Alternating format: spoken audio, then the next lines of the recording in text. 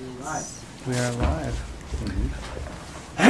All right, we'll call the meeting to order. Sorry, I'm gonna have to clear my throat a couple times. Everybody's here, which is great. Bearing the, or against the elements, we all made it, so that's good. Well, we didn't have to meet last night. Right? That was rougher. That was a really little bit more rough. All right, open forum. Did anybody receive any messages to pass along to the council? I didn't get specific. Well, I got a phone call and I got a drop-by visit today, just in regards to snow stuff, knowing that it was on the agenda and we're going to be talking to Lenny, so I can bring it up then and kind of what those issues were, and Sounds good. if that's fine. All right. Anything else for open forum? Hearing none, closing open forum. Move on to the consent agenda. I would like to add to the agenda, or to the consent agenda, the approval of Kay Costello for the park board. So unless somebody would disagree, I'll make the motion to approve the consent agenda as amended with the typical 3 items and then the approval of Kay Costello to the park board. Is there a second for that motion? I would second that. Motion and a second. Any further discussion? Thank you, Kay. Thank you, Yeah, Kay. Thank you, Kay. Yeah, we're getting so close. Mike said that we need, sorry, one for the library and one for the planning commission. That's what we're up to. And one for the EDA now, too. And one for the EDA. Oh, yeah, new one. Yeah.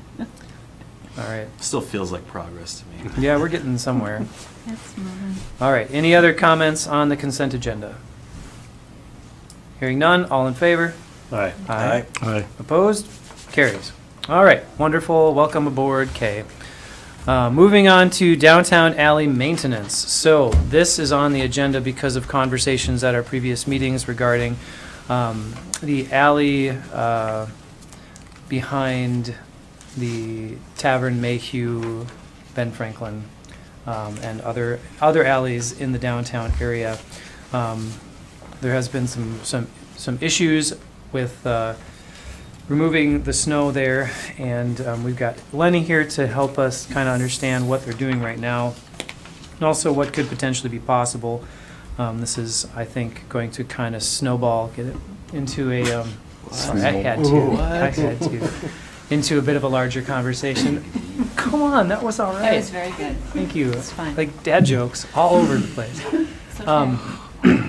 So if we get a little bit off topic, then we will, we'll try and bring it back a little bit. So, Lenny, you know what we're talking about. You know the alleys downtown. I don't know how exactly we want to break into this. If you want to tell us a little bit of what the impact has been for you guys of not just this year, but also the snow coming out of that alley, or how you want to approach this. But you have the floor, unless you want us to talk about it. Well, of course, it's never an issue unless we have a year like we're having this year, you know. We just have a lot of snow, there's no place to put it, we all have the same problems. Everybody's getting their nerves up, you know, so it's kind of where we're at the moment. I'm not sure exactly what you want to know, but Can I? ask. I think the question was, Yeah. Well, I'll say what I think. Yeah. Go for it. is that alley currently, what's the level of maintenance on that alley year-round? I guess let's just throw that out there. Then that'll answer some questions I think that some people have. We put a little gravel in it in the summertime, but other than that, that's it. And then wintertime? Wintertime, nothing. Okay. I think my question from last meeting when we were kind of talking about this was, I think we were wondering about scope of where, like, so you plow the city lot behind City Hall and then the alley between City Hall, liquor store, and Bucks. Is that right? Well, consider that to be all city hall because basically I'm plowing around the building is it. Yeah. I mean, Yeah. we don't plow down to Wisconsin. Okay, and that's, Okay. yeah, that's kind of That's what the we were, that's question. what we were asking, yeah. It wasn't, not accusatory. We're trying to figure out what the scope of, that is. And so going across the street then to the, the city lot, to the east of City Hall there on the other side of Broadway, is it same deal there where you guys are dealing with that snow in the parking lot, but not, the alley going down at all, right? It kind of stops? Right. Or does it? We store our snow in actually the senior center's parking lot. So if you look out the front door of City Hall, to your right is senior center and to the left is city parking lot. Yeah. So since we store our snow there, we kind of plow the seniors lot, and the co-op has their own plow guy along with East Bay, and so does the senior center. Okay. So they take care of everything around their building and stuff with their own people. Where do they go into that pile too? Yes, everybody pushes to that pile. Okay, Well, I mean, for the most part, I Yeah. would say. okay. But the actual, so that's the parking lot, but that alley road you're saying, do you do that at all on that block? Or you're really just talking about the parking lot? Well, I mean, I clear like the west half of the lot in front of the co-op for the most part. Winchester Higgins does the plowing for the co-op, and it depends who gets there first. I might do a little more, he might do a little more. Just depends on how it works out. Yeah, If we have a big storm, I don't get there till quite a bit later, so. and I think that's what I was just trying, from last meeting, we were just trying to identify like what areas are done. We kind of assumed that there wasn't, we knew the alley behind City Hall was because we need that for deliveries and, but we didn't know if you stopped or if you went all the way out to Wisconsin or not, so. Because I think, so the conversations that I've had, so actually the first person that stopped by and saw me is on the board as Larry Dean, who's on the Center for Aging, or is that what it's called? Not Center for Aging. The hub? Well, yeah, Yes. it must be whatever the group of. The board. Yeah, the board for that. And so he was asking like, well, wondering about how that works, and I guess Darren does that, right, maybe? Bloomquist? Yes. Yeah. And, his question to me was like, well, the city's already doing that whole thing. We're a nonprofit. Can we have you guys just do that last 30 feet of it so we don't have to have a plow guy anymore? And I was like, well, I'll bring it up as a point that you asked that, but I said I don't really see that being something the city's gonna take on. But that's what he asked, so we can have that conversation. And what that impact would be for you guys to just do the whole lot, right? All the way right to their building, but I mean, I don't know. So that's the one person that contacted me today, and the other person that contacted me today was Mike McMillan, who deals with stuff behind the Gunflint Tavern in the alley that we're talking about here. And when I had talked to him, I had said kind of what I think Mike had brought up maybe at the meeting about this idea of timing, right? Because the idea of them pushing that snow out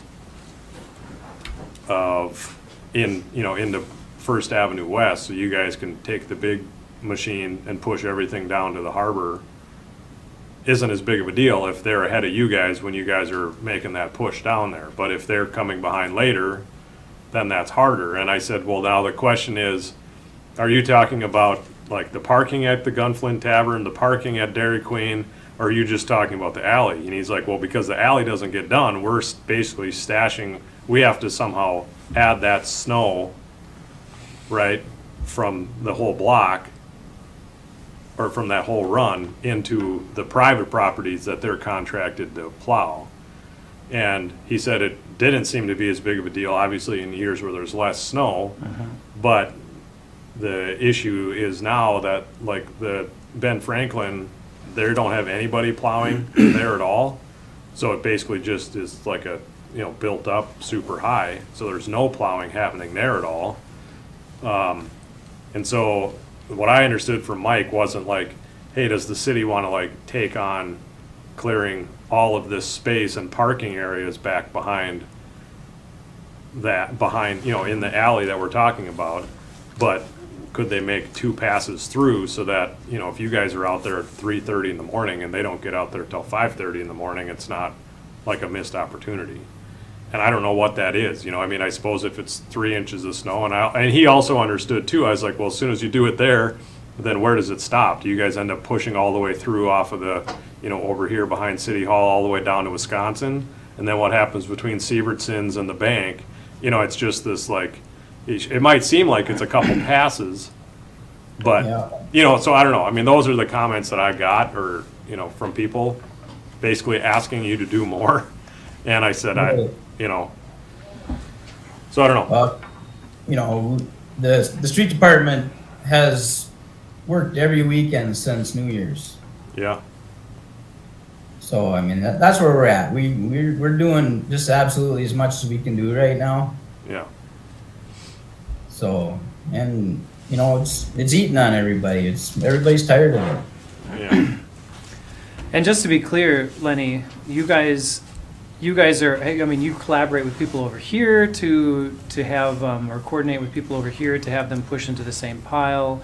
And there are other folks in town that coordinate with you for getting rid of snow off of their properties. It seems like there could be an opportunity for that with these properties too. I don't know what that looks like for you, if you have any ideas about how that could work.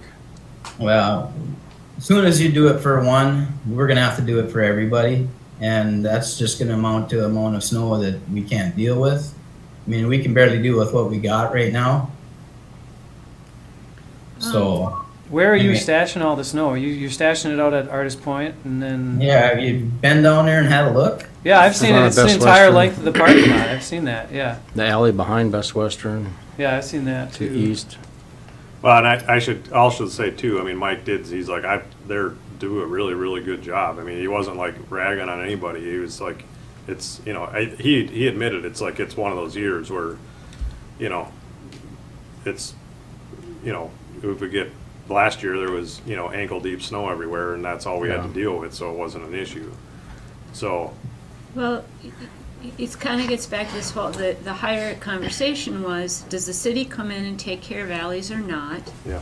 If they don't, then is this sort of like garbage? Like, when I picture the main alley of concern, that's potentially 6 businesses. Do they all need to decide they're gonna pitch in and take care of it? And maybe work with one contractor just so it is more together? Because if Ben Franklin does nothing, Gunflint Tavern does, where's the Mayhew in all this? Where's Johnson Heritage Post? And Dairy Queen. Dairy Queen. Dairy Queen and the newspaper? Is that the right No, building in my well, head? newspaper No. is one One alley up, over. up, They have their okay. It own would be- private. It would alley. be Birch Bark, basically. Yeah, so they're that one. Birch so Bark, yeah. whatever. But then you need to coordinate, or do we flip it the other direction and the city hires one of these outside people to help provide the additional services in years like this, when it's more than the city can handle, but it's still more coordinated? I don't know. Yeah.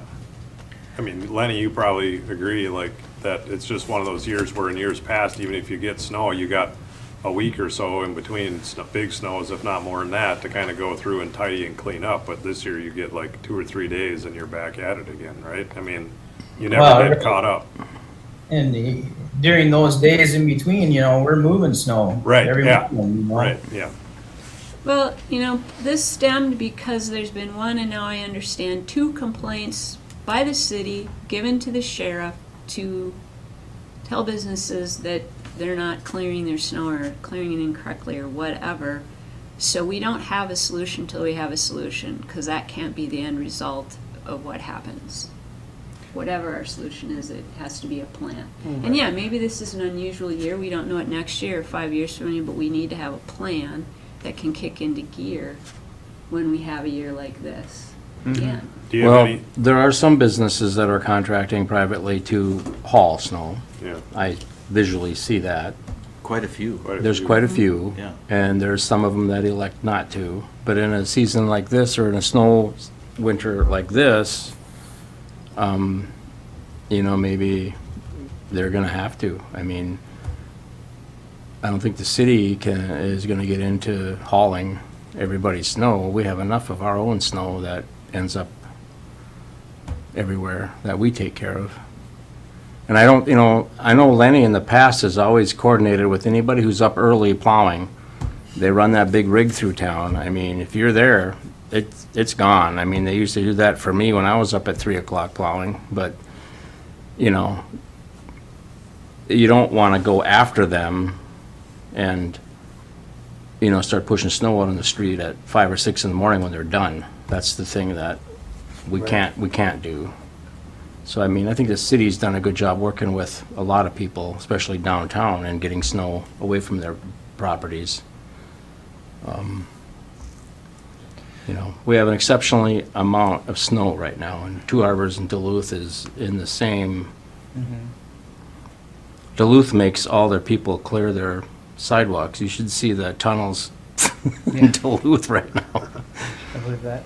Yeah. Everybody has a snow blower. There's snow blowing and directly in they- front of them because they can't blow it over the Right, bank. well, some were shooting it out on the street when I came through there yesterday, but I mean, they have the same thing. There's just no place to put it, and we're all just gonna have to deal with that until Until we finally get June or July. So if I'm to summarize what I'm hearing, and disagree with me if you will, if I'm not catching this right, but what I'm gathering is we're talking a lot about individual businesses and their responsibility to move the snow, and how this year is kind of a sticker for everybody because they're gonna run out of places to move it. So if I were to boil that down, it would sounds like the precedent that we're operating on here is that the city will remove snow from city property, but we do not maintain alleys. And that there are multiple businesses that have contractors in place to clean alleys, and that the position that the city is holding on the downtown alleys, at least, and the downtown businesses, is that we are willing to coordinate with them, but not willing to clear their space, or the space that they use for their business. We clear the space that we use for our business, and they clear the space that they use for their business. Is that a summary, or am I being too blunt? Because that's No, I think What, I mean, I think that's good, and I guess if we stick with the location that was kind of started all this, the alley behind the tavern and everything, Right. Ben Franklin. So in that situation, then, if you have a quarter of that block that isn't paying anybody to clear that snow, right? Lenny doesn't want snow dumped down onto Second, right. right? Because then Second. where do you go with it? Or first, yeah. Well, first, at least you can push. Even at first, you know, when I can, I plow snow out to Broadway because I don't have much storage Yeah, on First Avenue, so it's hard to take snow from anywhere west of Broadway. yeah. So let me ask you a question then. So when there was a big pile left on First there, and you guys took care of it because it was a pain in the butt. Did you have to bring Well, the big scooper down, or bring No, the front end load? they hauled it. Somebody hauled it. Oh, okay. Patrick made some calls and something happened. So Okay, so you haven't actually taken care of that snow or moved that snow once it's been there? no, not this year. We've been so busy, and I don't need any extra snow. To tell you the truth. Just a little bit? Just a little bit? Yeah. Well, the problem with that is it's never going to be just a little bit. And if you let them push a little bit, they're going to push it all out there. Yeah. So then, to go back to what you were saying, I'm trying to summarize, yeah. yeah, so this is plowing and hauling, right? Mm-hmm. I mean, it's like, we're trying to cover all the bases. Like, we hopefully won't, have another year like this for a while unless you really like snow, whatever. Happens. But that We've still had it leaves me before. with, the end result has been that two businesses have been contacted, the sheriff has been asked by the city to talk to them about their plowing or lack thereof or hauling. And I still look at this one block as a prime example where Gunflint Tavern then would be dependent on these other places for doing, how do we do, like, okay, I've got this much of the block and you have that much, Anton, and Craig is that, of that alley. If they don't coordinate, then that leaves the guy in the middle going, where do I take this? In theory, one end and the other end of this alley has not been plowed or snow hauled out. So it almost forces us to say you have to coordinate this or this. Yeah, I mean, that's, I think that sticky, from what I understand, does Mike do all that stuff back there? Lenny, do you know? McMillan, you mean? Yeah, I believe that he does, but I can't honestly tell you because a lot of stuff happens yeah, when I'm not around, yeah. Yeah, I don't know either. Yeah, you'd I have to think, ask the business. I think that's what I gathered from the phone call, but again, except for that last piece then out towards First Avenue, that doesn't have anybody doing it. So Yeah. then, That's pretty important. it is, but And that's we what- also don't have a rule, right? So we don't do it, but we also don't have a rule that people have to keep their alleys open, do we? Right. No. And then that makes it a mess for all the other businesses. Right. Yeah. So that's like part a solution, but not totally. No, it's not, yeah, I don't know. It's like, Well, they can't form a road association because it's not their road. They can't form a, you know what I'm saying? Yeah, They're maintaining a city street. We can form a special service district, Yeah. collect fees from everyone, Right. and provide that service. That would be a way to do it that wouldn't set a precedent where everyone else would expect us to just show up and do it without any effort. But it's a kind of a big solution for a not very big problem most years. But Yeah. that's like you're mandating that those properties participate then. They want to come and ask you for it, and it's a pretty complicated Well, we would, way to get Yeah. snow moved off the alley. But there's most alleys where snow is being removed, and now we're talking about not just downtown, but throughout the city. It's done by a small fraction of the people that are using the alley. One property owner or one contractor, and everyone's taking the benefit from that, whether they're contributing to it or not. So to try to get to that pure fairness question isn't something that we do in all the other alleys. right. If Well- somebody's willing to do the work, that's great. If they're not, then, if Dairy Queen needs that section plowed for their business purposes and Joins doesn't, why do we need to get in the middle of that conversation? well, because it's a city street and we also have safety concerns. If no one plowed those alleys and we need to get emergency vehicles in there, where would we be? And it is a city street. well, it's also not their serviced street. by And gas companies Yep. For fuel that drive oil through and there. Deliveries. It's an interesting thing to, I agree with you, Tracy, that it's a city, like that's a city right of way in there, a city alley. It seems like kind of a dog chasing its tail like in my head when I'm running that conversation of like, well, the gas guy has to get in there so that the businesses can do business, and then you think, well, seems like then for the businesses to do business, they gotta make sure the gas guy gets in there. And so it's, Some so of them that's do, like maybe not all of them. well, I mean, I'm using gas as an example. Right, of no, I don't other- mean the gas, other I mean, uses. one business might need the gas and the others don't. Mm. Same concept, like the guy in the middle might need the Yeah, so gas how and does the how do rest they get Yeah. past the other two? Wah, don't wah. care. 2 of them do and the rest of them don't. Yeah. 3 of them do, I guess. Lenny, So- what's your, sorry, G. Oh, I was What's- I was gonna ask him a question too. So I was that's- just saying, Lenny, tell us what's your solution? what do we do? I mean, you're out there, I mean, Well, the other solution is, okay, we have a pickup with a plow on it, so we run through the alley, we plow the snow out to First, Lenny takes it away, but our plow guy is not gonna go weaving in and out and cleaning out everybody's parking spots. I mean, we're gonna plow the alley, yeah. and the Wow. rest of the snow is gonna go over there. And I think- they're gonna come back at 6 or 7 or 8 in the morning and what, push it out back in the alley? Well, there's piles in there's piles right now. They've already hauled from back there at least 3 times this winter. Yeah.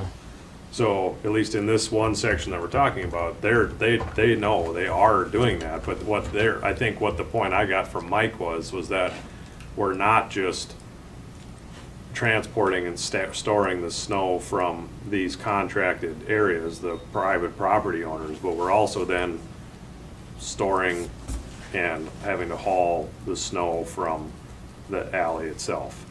Okay. So the way I understood it was, his thing wasn't like, why can't you guys just do the whole shooting match and take over these contracts? Because I'm sure he also doesn't, why would he want to give that Right, business up? exactly.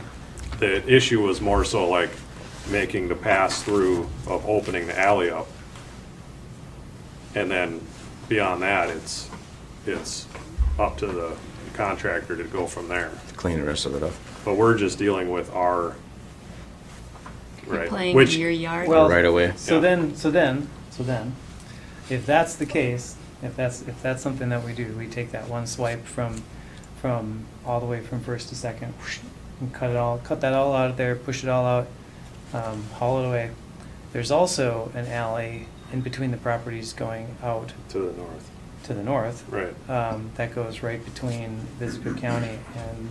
Oh, that's the slippery slope. I mean, So, absolutely. I mean, There's I also thought I one, asked you last week, you said it was private. No, that's city No, land. There's That's what I one was- little shot through there, and I was wrong when I talked about That's that. city land. So there is one little shot that Thank goes you. through there. So there's an alley that goes there. It's like a T, Mm-hmm. Yep. and then on our block here, right behind here, that alley goes all the way down until it gets to Cobblestone. So those are, in essence, the alleys that we Right. have in the downtown area, apart from behind, or in front of East Bay, behind or in front of, I don't know which side's the front. But that's a bit of they use that alley for parking, so it's kind of, I think it's their responsibility. They haven't argued about that, so, You mean by Voyager? I mean by East Bay. Oh, I'm sorry. I thought I heard you say. Yeah, they use that to Cobblestone. access a parking lot, so they're there's a plowing road it. behind Yeah. here. Yeah, so they're plowing Goes it. all the way They're down plowing all between that, yeah. Seaverton and That's the their bank, parking. but Oh, actually that goes one. behind So that's- they're and Yeah. all the way to the old bike shop. Yeah, And that makes yeah, sense. that one. Yeah, I was gonna ask it technically if it isn't a thoroughfare, from one end of the block to the other, is it technically an alley or just a driveway? Right, I don't know, that's a good question. Check the deeds. So Lenny, if those guys, like, if that property was able to coordinate someone pushing through the alley and pushing it out in the street before you guys got there in the morning, and you guys got your big front end loader and shoved it away, is that, I mean, of course, what I hear you saying is, you don't need any more snow. And- Absolutely, I don't need any more snow, and people think that loader just pushes all kinds of snow, and it doesn't push what you think it pushes.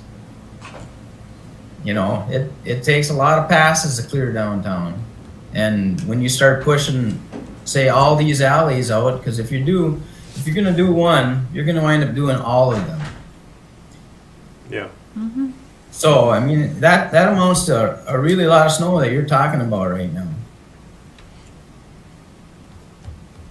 Boy, it's such So- it's a bummer that we have to talk about this in the time when we basically are like overloaded with snow. Like if we had this That's the only reason conversation we in a are. year where we Well, didn't yeah. have, I know, cause and effect. But if we had a conversation like this in a year where we didn't have a lot of snow, then we would be like, then we could take the conversation and be like, well, It's not that big of a deal. it's not that big of a deal. We'll do those. Like just push it on the street and we'll move it. Lenny, what's your solution then? Or We do you, wouldn't be having this conversation if there wasn't a lot of snow this year. I know. do you have any suggestions, or do you think it just keeps going the way it's going, or what do you see for like, I mean, that's kind of Well, I think eventually if we keep getting, it's not even March yet, sometimes we get more snow. dumped on in March, but I mean, eventually, it's getting to the point where, just by driving around town, even in the neighborhoods, where the plows now are pushing snow 10 to 15 to 20 feet up onto people's properties off of the streets and highways, and I'm waiting for somebody to complain about that, but I mean, you keep getting snow and keep getting snow, eventually, you're gonna have to haul it off your property if it's interrupting your business or interrupting your parking or whatever. It's just another expense you're gonna have to deal with. I mean, there's businesses dealing with it right now, Yeah. you know? Well, we always paid for that. No, I mean, they're Paid paying for- themselves. I mean, there's a Paid. lot of people downtown that are hauling their own snow, paying That's for what I'm it to saying, get we hauled. paid to Yeah, have right, our right. snow hauled, besides plowed by McMillan. Right, Yeah. so We as in bucks, Yes. yeah. I think if it keeps snowing, I think the smart thing is people are gonna have to realize that that's part of it this year, and working with the city is also part of it. I mean, I think Lenny's willing to do whatever he can do to help people out, but he also has to keep the streets Yeah, and sidewalks, there's a lot of extra stuff that they do. Boy, that is just like, it's kind of a pickle, isn't it? Because it seems like when I was thinking about this before the meeting, it seemed like a really smooth solution would be to have McMillan or whoever's doing the work on that alley or on that area back there come by, either super late at night or super early in the morning, depending on how they could beat Lenny out there, and push this stuff to a place where it's easy to grab, and then have Lenny grab it and move it. And Yeah, well, they push it out after they're done working, and then it sits there for 4 or 5 hours and gets hard, and Right. then my plow rides up over it. yeah. Right. Well, and that's what I'm saying, like, if there was some way we could coordinate that so they get there before you guys go through, but then now what you're saying is also, if we add that much more snow to the pack, like, I saw what you guys are pushing down at the end of First there, like, down by the trading post, like, that pile of snow down there is absolutely enormous. And it's, it's like getting really close to the lake, if not in the lake. So, I mean, I understand that there's not a lot of space for putting it, but I also think that, if we have some ability to coordinate, we should try to. Well, the whole thing, when you say Solution. morning, evening, who knows when the snow starts? Who knows when it stops? I mean, Yeah. it's not that easy to coordinate that, and these guys are all over the place to different people, Yeah. the private and running. That, to me, does not sound like a very simple answer. Well, I think that it's got to be a multiple things, right? So like a combination of these different solutions that we've all proposed, having private contractors and having people on a block agree, like work together to get it taken care of, and then also when it's possible, coordination with our guys to do it. And that's like, I don't know how we can best accomplish it. Well, to me, if you want individual businesses to continue to be responsible, then it goes back to your first sentence of plowing and hauling. This is a year where hauling is a part of that equation. Yeah, that hauling is part of it. It's not, because to coordinate with the city crew just doesn't sound really practical to me, and it kind of gives the city the worst of it. To me, it would be easier for the city to go through and make that one swipe when the snow is still fresh and whatever, and get it out of there, and then McMillan or whoever the private contractor is of the day can come in and do the other little parts they need to do, and that would include plowing and hauling that out of there. And But you gotta remember when you're talking now that we're talking about every alley in town, because we're not gonna do it for just one businesses. no, I am talking about the identified alleys we have downtown. Like Just in limiting it to To downtown. just downtown. Just downtown core. We're not talking Right. about the whole city. South of But I think 60. some alleys are already getting taken care of by private because they're also being used by parking lots that are being plowed by private. Well, but so is that. I mean, that's what Yeah. Dairy Queen is. Yeah. I mean, Well, that- Dairy Queen, yes, and East Bay, yes, but beyond Dairy Queen, it's alley, there's no parking. But I mean, think the difference at East Bay probably, right, is that if they can add to the pile that's out there in the city lot, They've got a place to put it. they've got a place to put it. And that's the problem we're running into here, That's is that the- this Well, off alley the group street, doesn't yeah, but have a not their place to put parking it. lot. Where do they? Well, they do, it's just on private property. Right. It's not, it fills up pretty fast when we get this much snow. Yeah. Right. But that's not different than a lot of other businesses. You think about Holiday and how many times they've made a giant pile on their property and then hauled it away, Yeah. including the alley which goes along the west side of their building. Right, that's city property.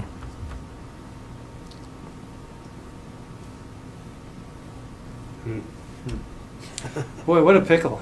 I mean, Lenny hasn't told us what we should do yet. yeah, he's not giving us the Tell you what solution. you shouldn't do. Yeah, we shouldn't say, yeah. And I think he's been very subtly telling us what we should do. Yeah, I think we understand. Picking up on the vibe. Yeah, pick up on the vibe. Well, he's also told you some things of what it would take if you want the level of service to be higher than it is right now. Yeah. A bigger loader, perhaps another person. Or on, extra snow year like this, maybe the city needs to look at getting help. Yeah, as you said Like earlier. us, You know. the city contract. hiring a contractor Yeah. to join with? That's what I said I mean, I don't know, I'm earlier in just- the meeting. I don't With know that we anyone have the listening. ability to hire a contractor to provide a service that we have our staff providing. I don't know Okay. that that's Well, I'm an just, option for us. Union stuff? I mean, we have other folks that are capable of operating equipment. We don't have other equipment. And it would be other departments would have to stop doing the things that they're doing to come and help out. That's probably the best way to go about. And again, on a busy year like this, which is one every 5 or so, then we've got some ability to add more labor if we need to, but it still is an incredible burden on the primary folks that are doing it every time Yeah. to add that piece to it. So we've got the big plow truck with the big old plow. We've got the front end loader. We've got 2 skid steers now. One with a blade, one with a blower. There's a blower on the skid steer most of the time too. They both have blowers. Both have blowers. I thought I saw one with the blade today, so that's why I said that. Oh, there's a lot of contractors that have lovely little There's a- machines right That's now. probably true. So is that all we have? And then we've got the trackless. Well, the trackless is The other blower. the other blower, so, Oh, okay. we have one skid steer and the trackless. One skid steer, the trackless, the front end loader, The and big the old- big old plow. Plow is not that big. I know it's not that big. It's just a pickup truck. I mean, it's a big pickup truck, but it's just a pickup truck. So it's got limitations to what you can. I mean, if you're talking about you want to take one pass through an alley, if there's 4 inches of snow and you're expecting it to get pushed, it's better be the loader, and that now it's getting complicated again. If you want it to be the truck, then Couple passes at maybe, least. but maybe we're not removing it, right? Maybe all we're doing is what we Push it do to on the every side. other street, which is just push it off to the side, and then we really didn't solve anybody's problem. So No, the thought was if the city did that, they would do consistently, take it out of the alley and haul it away, because that was your initial sentence. And we can't contract, is that what you were saying? We're not There allowed to are certain subcontract? limitations. I mean, we can hire a contractor in some circumstances, but to provide a service that we're typically providing with our staff is not. But if we're not able to provide that service adequately to our expectations, are we then allowed to, on a temporary basis, short-term, hire a contractor to help assist? Because the thought of, you keep saying we don't have enough equipment to do this, would be an enormous cost versus hiring someone in the short term, who may or And may not it's have it. the collective bargaining agreement we have with our union that I'm concerned about, where it has some language that talks about contractors doing work that our union employees typically do. And I don't want to give you a definitive on that, but if you're concerned about that enough that you want me to look into it, I'd say let's talk to Chris and his staff and get a better answer than what I can give you today. Yeah, because I get what you're saying. Obviously, you never want to, go against your union employees, but if you can't fulfill it in a short term, usually you have Like some ability to that. supplement. And Yeah. hiring and more equipment, and then we get, 48 inches of snow for the season next year. It's just like, Right. like Yeah. that. For the long That term, it's doesn't- not a smart idea. Yeah. Well, you're looking for like floodgates. Short term. Like ways to deal On with the flood demand. instead Or of. maybe is it just like, maybe it just comes down to like Lenny said, everybody's kind of fed up. I mean, I think everybody's. Yeah. I mean, there aren't a lot of folks that do snow plowing looking for work right now, right? So even if we wanted to add resources in a busy snow year, they may not be available.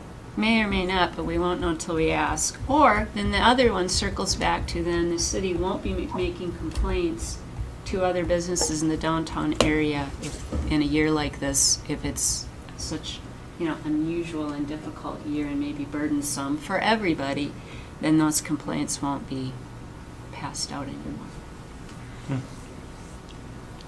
You're talking about calling the sheriff, making complaints.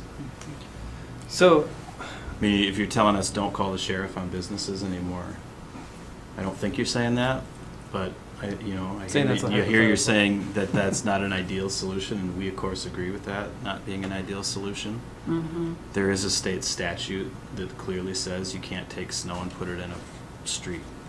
Well, maybe the approach, though, is not to do that, but to then work with them, because we keep hearing how we have to coordinate and be understanding this year and that nothing's perfect. And that's the whole message you guys have been talking about today, is better coordination, and maybe that's the last end of that coordination then. well, better coordination, and then also having the businesses Communication. communicate amongst themselves and make sure that they can do what's in the mutual best interest of their own, of their neighbors and such. So they're not an island. So, yeah, I mean, I don't know. I think that's as good of a solution as any. If we were going to borrow people from other departments, would that be from, like, say, the park department, because campgrounds Potentially, closed down? yeah. Potentially. Yeah. Have Aaron do some plowing and just whatnot, teach them how to run some equipment, that sort Yeah. of thing. Potentially.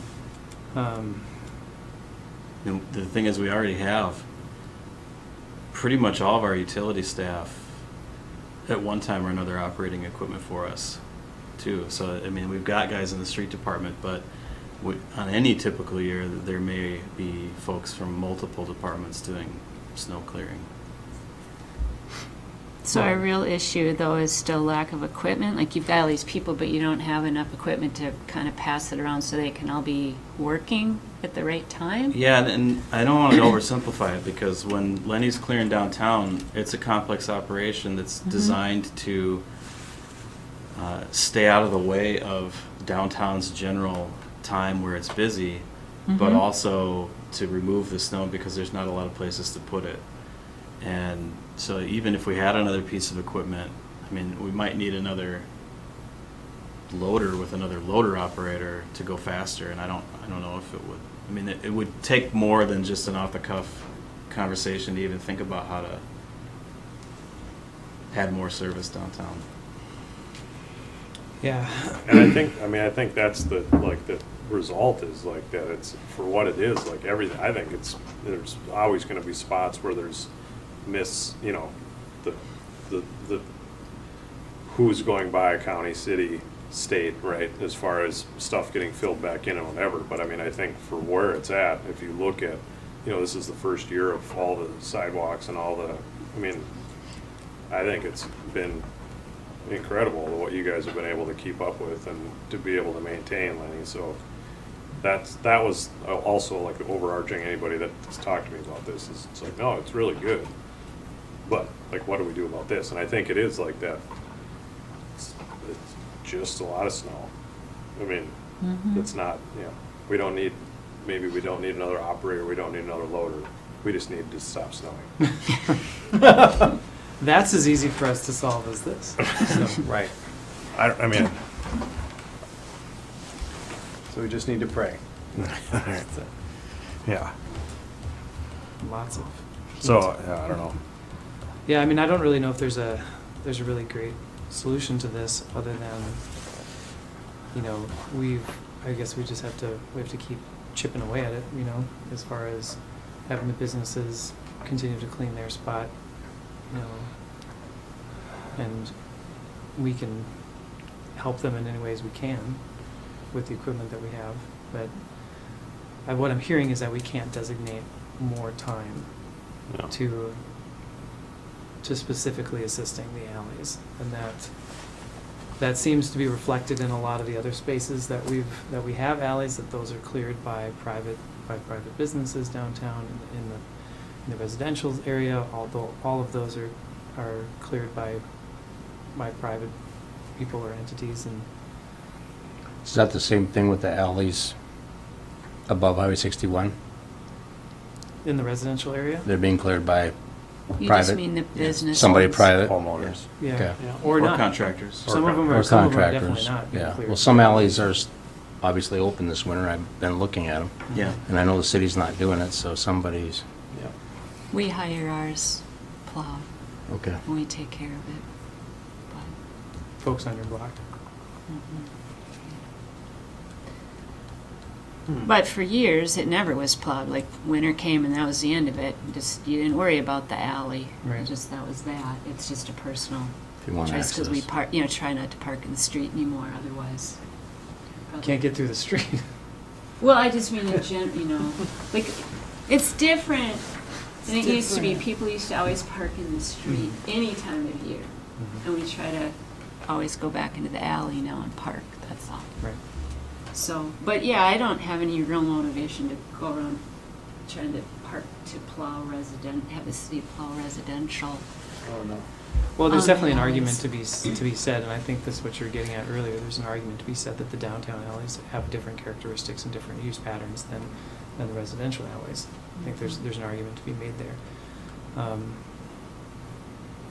I don't know. I think unless the council thinks otherwise, I would lean towards saying that the alleys are the responsibility of the businesses around them, just like they are everywhere else in the city.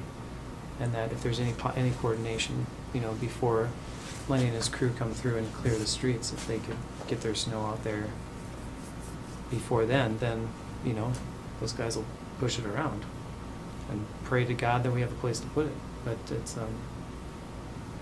you're like this. I mean, it's going to cost more. It's been costing the city a tremendous amount of money to move all the snow that we've been moving around. And it's going to cost businesses more to push the snow around too. It's costing Wish it me was a lot mine. more too to keep my. Right, exactly. So the costs are high for everyone on this situation, and it's gonna be similar to that for every entity, Well- proportional to what they're working on. I think, though, it has to go back to your original sentence. If that's the path we want to take, then it goes back to what you said before, and it needs to include plowing and hauling. So I think that should be the whole deal. It might the be city? nice. No, for the business. Businesses. If you want to take that path that you just said, I think it has to be both parts of it. Because I don't think that this, trying to coordinate necessarily will work always very well. And then I keep hearing that it's hard and for them, like Lenny says, timing by the time they get to it, it's harder than to haul it and the whole deal. So deal with it when you deal with it would be my thought. And if we go that way, just don't do it halfway. Just take care of it then, if that's the path we want to take. But it still concerns me because it is, when I look at this over here, to me that's almost like a city street. By the time you get into the co-op or Stone Harbor or into the senior center, you're 2/3 down that block, and for most of it feels like a city street. It's not really an alley in the sense of maybe a secondary road. And maybe to some extent here, I don't know. But there are different needs for emergency. And I think then we need to have a message to the business owners setting those expectations. They really know that, and they can't leave the guy in the middle being the only one who cares. And I would stop short of mandating that they have plans. Right, but so So- then it's like, that's just set expectations, communicate, can come up with a suggested way to operate and coordinate this then. Well, Lenny, would it be possible?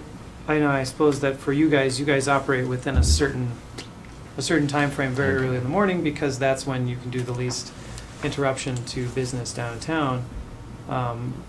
Would it be possible for you to give these folks specifically like a time frame? Just be like if we're Well- moving snow, you've got this period of time to get your snow out. Like, the problem that I'm trying to get across to you is I can't be taking everybody's snow, and if we're gonna do it for them, we have to do it for everybody. Well, I would dare say in the downtown, we're already taking snow for quite a few of them if they push it into the giant pile over here. Well, we're not taking it. I'm not dealing with that pile while I'm trying to plow the snow that's falling out of the sky. Right. Okay, roger that. So if So- they're responsible for doing their own hauling, then Lenny doesn't have to Right. take Yeah. care of that And part of it it. does seem like it should be on the businesses to do. You know, when it's convenient, I can do a little stuff, but when I have time, but when snow's come down out of the sky, the deeper it gets, the more people will be pushing out there and just puts us that much farther behind. It just compounds and gets worse and worse. And if we're gonna do it for them, we'll be doing it for every alley in town. It's crazy to think about, like, let's think about this in a low snow year, right? So then the low snow year, they won't have to haul hardly anything, right? And they'll just push it in their pile back there, and maybe once a winter, they'll have somebody come and grab it and haul it away. And in situations like that, I can understand how it still would be a benefit for the businesses to be able to push it into the street and then have our guys take it away. But it just seems like the less the snow, the less the concern. And, very clearly. So this is like we're reaching kind of a critical place right now. But that's, yeah, I think, It's a but that's, temporary it's disaster. critical, it's critical everywhere. Yeah. I mean, That's you what I mean. can't- It's not just here, it's It's everywhere. not, That's what I mean. It's like I it's- don't think it makes I sense mean, for us to make a significant plan for this kind of I condition. mean, even because look it's- at, yeah, I think we just have to leave it to the responsibility to the businesses. Well, And- somebody pushed that alley out and hauled it away once, right? Was that last week? It's happened a bunch of times this I winter. think it's happened a handful of times. It's happened a few times. But it's been hauled away by somebody, yeah. contractor Yes. or whatever. Yeah. Yeah, Yep. okay. Well, I mean, even, So someone's doing it. well, even so, like, the expectation of what's happening there, if you go and look around town, right, at this point in the year, in previous years, there's, not only has things been winged back, right, like, almost all the way around town, a lot of places, they've come in and, like, with the loader and actually loaded up and hauled all that stuff away. I mean, I don't, maybe they've come back on a couple streets and winged stuff back, but, I mean, they just, it's a system-wide issue, because Right. the snow falls in every street in town. So I don't think that Yeah. we can make some sort of, we all just have to try and work together to help, get through the winter. But I And- don't think we can make a special, like, yes, okay, we're gonna take care of this and add this to our plate when our plates are already overflowing, as are everybody's, Yeah. right? Yeah. So then, just for clarification, for making the statement, then what we're saying is we're saying that the service level that we, the city, are Providing currently will maintain. providing for alleys is that we're gonna put some gravel on them in the summer, and we're gonna leave it to the businesses in the winter. So that's what we're doing. We're kind of reconfirming that that's the service level that we're providing for downtown alleys and for alleys in the city. Yes. And, I must say it again, that means plowing and hauling. Yeah. Should it require Is the that? responsibility of the businesses, or what are you saying with that? Yes, Of the business of the owners. businesses. Yeah. And if And- there's, And then if by some odd chance on a wonderful day when Lenny's thinking I have nothing to do on a less snowy winter, he has a moment of kindness, but that's not gonna be then the obligation. And then there should be some He's still laughing. communication He's still laughing. to the businesses, so everyone's super clear. And then with a nice kind of way about it, like we're all in this together, because that's what the overriding theme of this whole evening has been. It's been an overwhelming winter for everybody. Nothing's going to be perfect again here. It's snow. Enjoy it. Like, enjoy driving down my alley like it's a little tunnel way, because it is. And then sneaking out and trying to see beyond those snowbanks, to know if someone's gonna, whatever. But that's like for everybody. That's this winter, okay? It's like stories for later. But we need to communicate that in a kind way, with full explanation of why. All right. We good with this conversation? I think we've got a pretty good understanding of where we're at. You want Patrick Lenny, do you have to any something closing with that? comments? Anything else that you want to say about this winter? No snow in the next few days, I Lenny, hope just it so you ends know. soon. Hope it ends soon. It's like you're probably going to go to bed pretty soon. Yeah, it's past my bedtime already. Right. All right. Well, thanks for chatting with us, Lenny. Yep. Thanks, Keep Lenny. up the good work. Yeah. Nice work to you. Tell the guys that too. It's been nice job. Thank you. Thanks. All right. Okay, we're gonna move on then. Oh my God, really? Yep, we are. Okay, you can One more hang thing. up, Lenny. No See You ya. know, doubt. actually, just to follow up, thanks, Lenny, to follow up on, do you want Patrick to, so our position hasn't changed at all, but should there be some sort of like clarification to that, or do you think that they'll get that out of, Mean like, what our level communication of to service, our the level of service is not changing for those alleys? communication to the I business. think we have a Yeah. pretty good idea what Tracy's talking about. I know we do, Yeah, but does it, we do. You're saying that we should. What she's communicate- talking about, let me say it and make sure I'm right, that I have a pretty good idea, is that we have some obligation now to communicate clearly with these business owners downtown about what the level of service is that's going to be provided and why, okay, yes, in a kind way. that's all. Just so they're all I just clear. wanted to- Encouraging some coordination that might be helpful in a year like this. I understood that, I figured, but I wanted to, Patrick's a communication guy, Yeah, isn't that He hasn't the said guy with the anything. headphones on? He already We said, communicated already non-verbally about this, and we're good. All right. Thank you. thanks. All right. Okay. Moving on to land sales. So I think there was an email sent out this afternoon that had some adjustments to the purchase agreement that we have to discuss, or that we have to at least consider. So at this point, Tim, you can come up and we can start discussing this. I'm not exactly sure where to start. I don't know, Mike, if you have a place you want to start, if we just want to have Chris jump into the language that's in the draft. Well, I'll start. There's some issues that we don't have agreement on when it comes to what the purchase agreement should say. So Wait, what? Tim has offered some terms that Chris and I don't recommend accepting, and so here we are. Well, and I'll just say And those right are the off- ones that we just got, is that? the ones Right. that came in this Okay. afternoon. And I have to say, like, just off the bat, from my perspective of this, I don't feel like I've had enough time to consider the ramifications of the changes, or like the options that have been proposed. I got a little bit of an explanation of what the proposed changes mean, but I feel uncomfortable with having such a short period of time to review. I don't know how the rest of the council feels about that. Can I had a chance to look at it, but I feel like I kind of just had gotten through the main, like the original, and then didn't have a lot of time to look at the changes. But looking at the original, there's a couple questions maybe that I think actually somewhat correlate to. I'd be interested to know what changes that you guys don't like.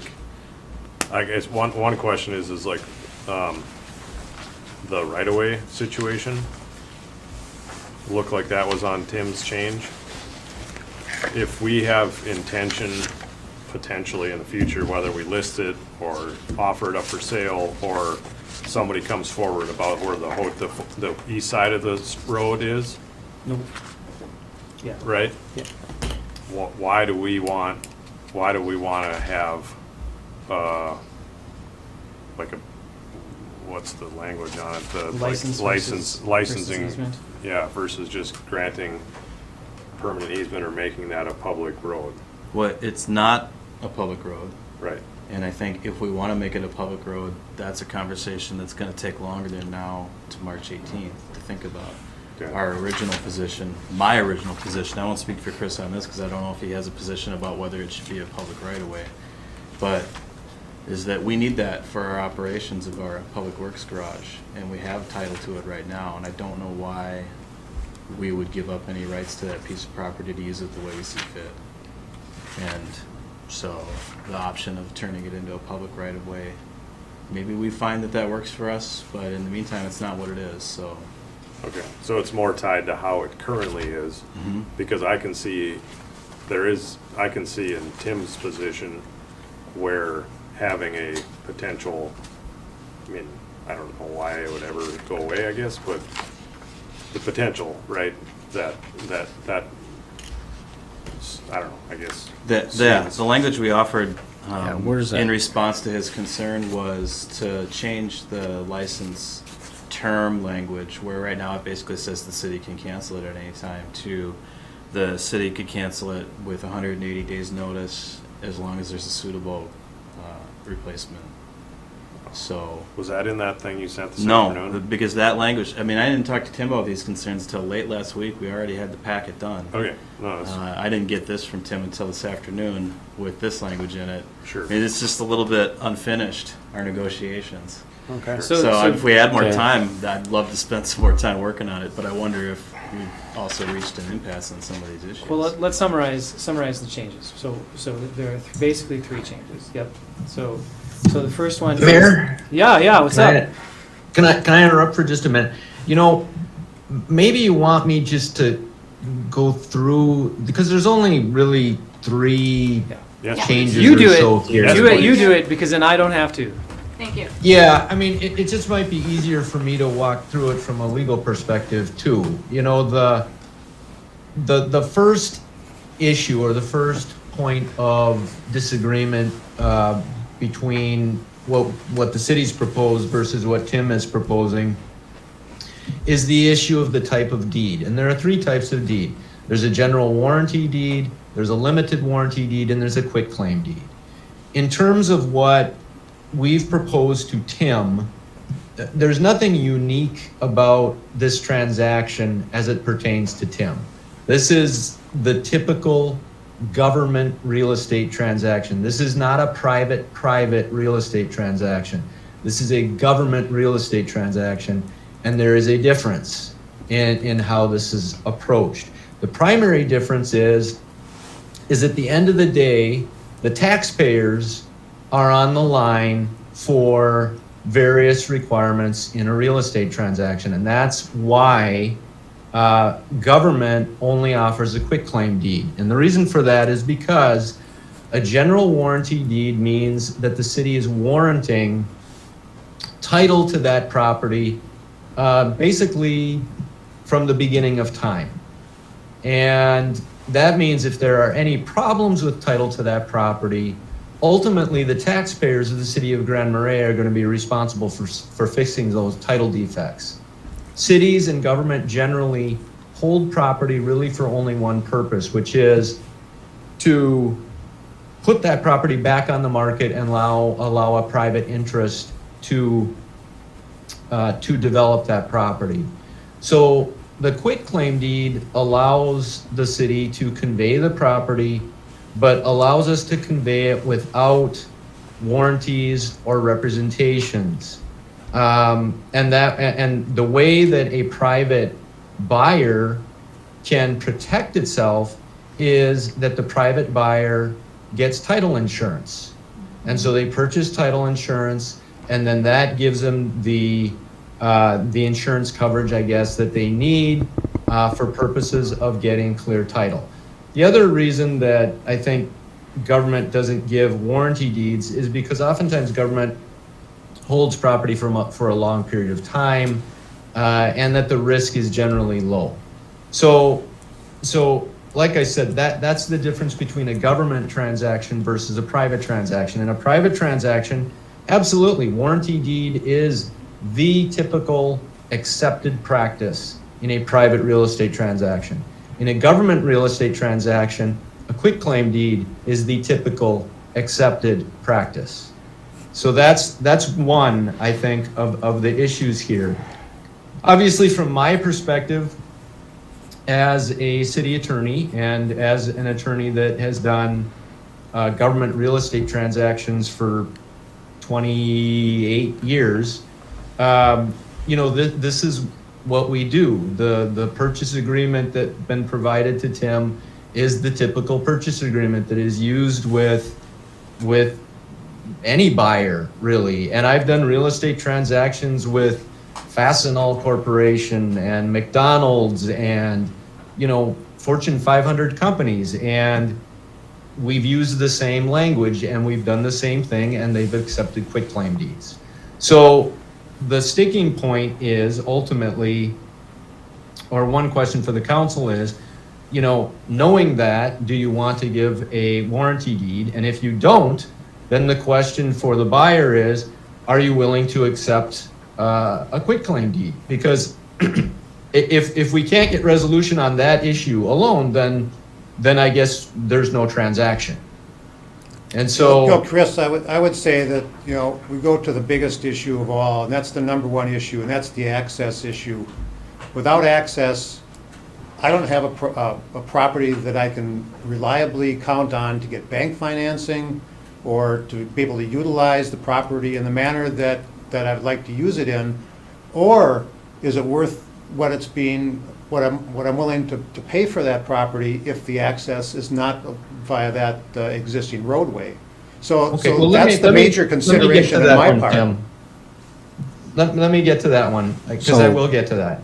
Okay, So so it that seems was like one. So let's- access is Tim's main concern, whereas we talked about point one, which is important, obviously. If Tim decides that he does not want a quitclaim deed, then yeah, this thing is done. But it sounds like he's willing to, let's look at what really concerns him and let's cover that one next. I think we maybe don't want to gloss over this, though. I mean, Tim, are you saying you will accept a quitclaim deed if we can figure out access? I'd like to ask some questions of Chris and also of the council regarding that issue of the quitclaim deed versus warranty deed. But I don't think that conversation is nearly as critical as the conversation about the access. The access issue is a non-starter for me. If I don't have a permanent guaranteed access on that roadway, I don't have an ability to follow through on this. So the conversation about the rest of it really is irrelevant. And that's where I am with the So let's go there situation. then. Yeah. Let's go I agree. there. Okay, so on the license agreement, again, this is a typical license agreement that I've used many times in many jurisdictions around the state of Minnesota. The license agreement that you have here, and we've used basically a similar version of this license agreement in the city of Grand Marais for a variety of different purposes as well, in terms of private usage of right-of-way, etc.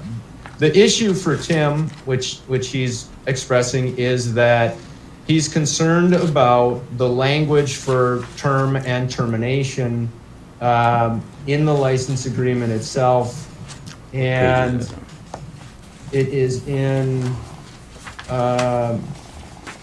it's in paragraph 2 of the license agreement. And it originally, and again, this is pretty typical language, it originally had language which basically allows the city to terminate, well, it's defined as being an agreement with an indefinite term, but the city has the right to terminate it. And the reason that we want to have the right to terminate it is because if we have a governmental reason to need that property in order to meet the interests of the public, then we have to be able to do what needs to be done. And so, for example, if this is going to be a public street at some point, whether that's 5 years or 20 years, we still need the right to be able to do that. And we can't have it encumbered by a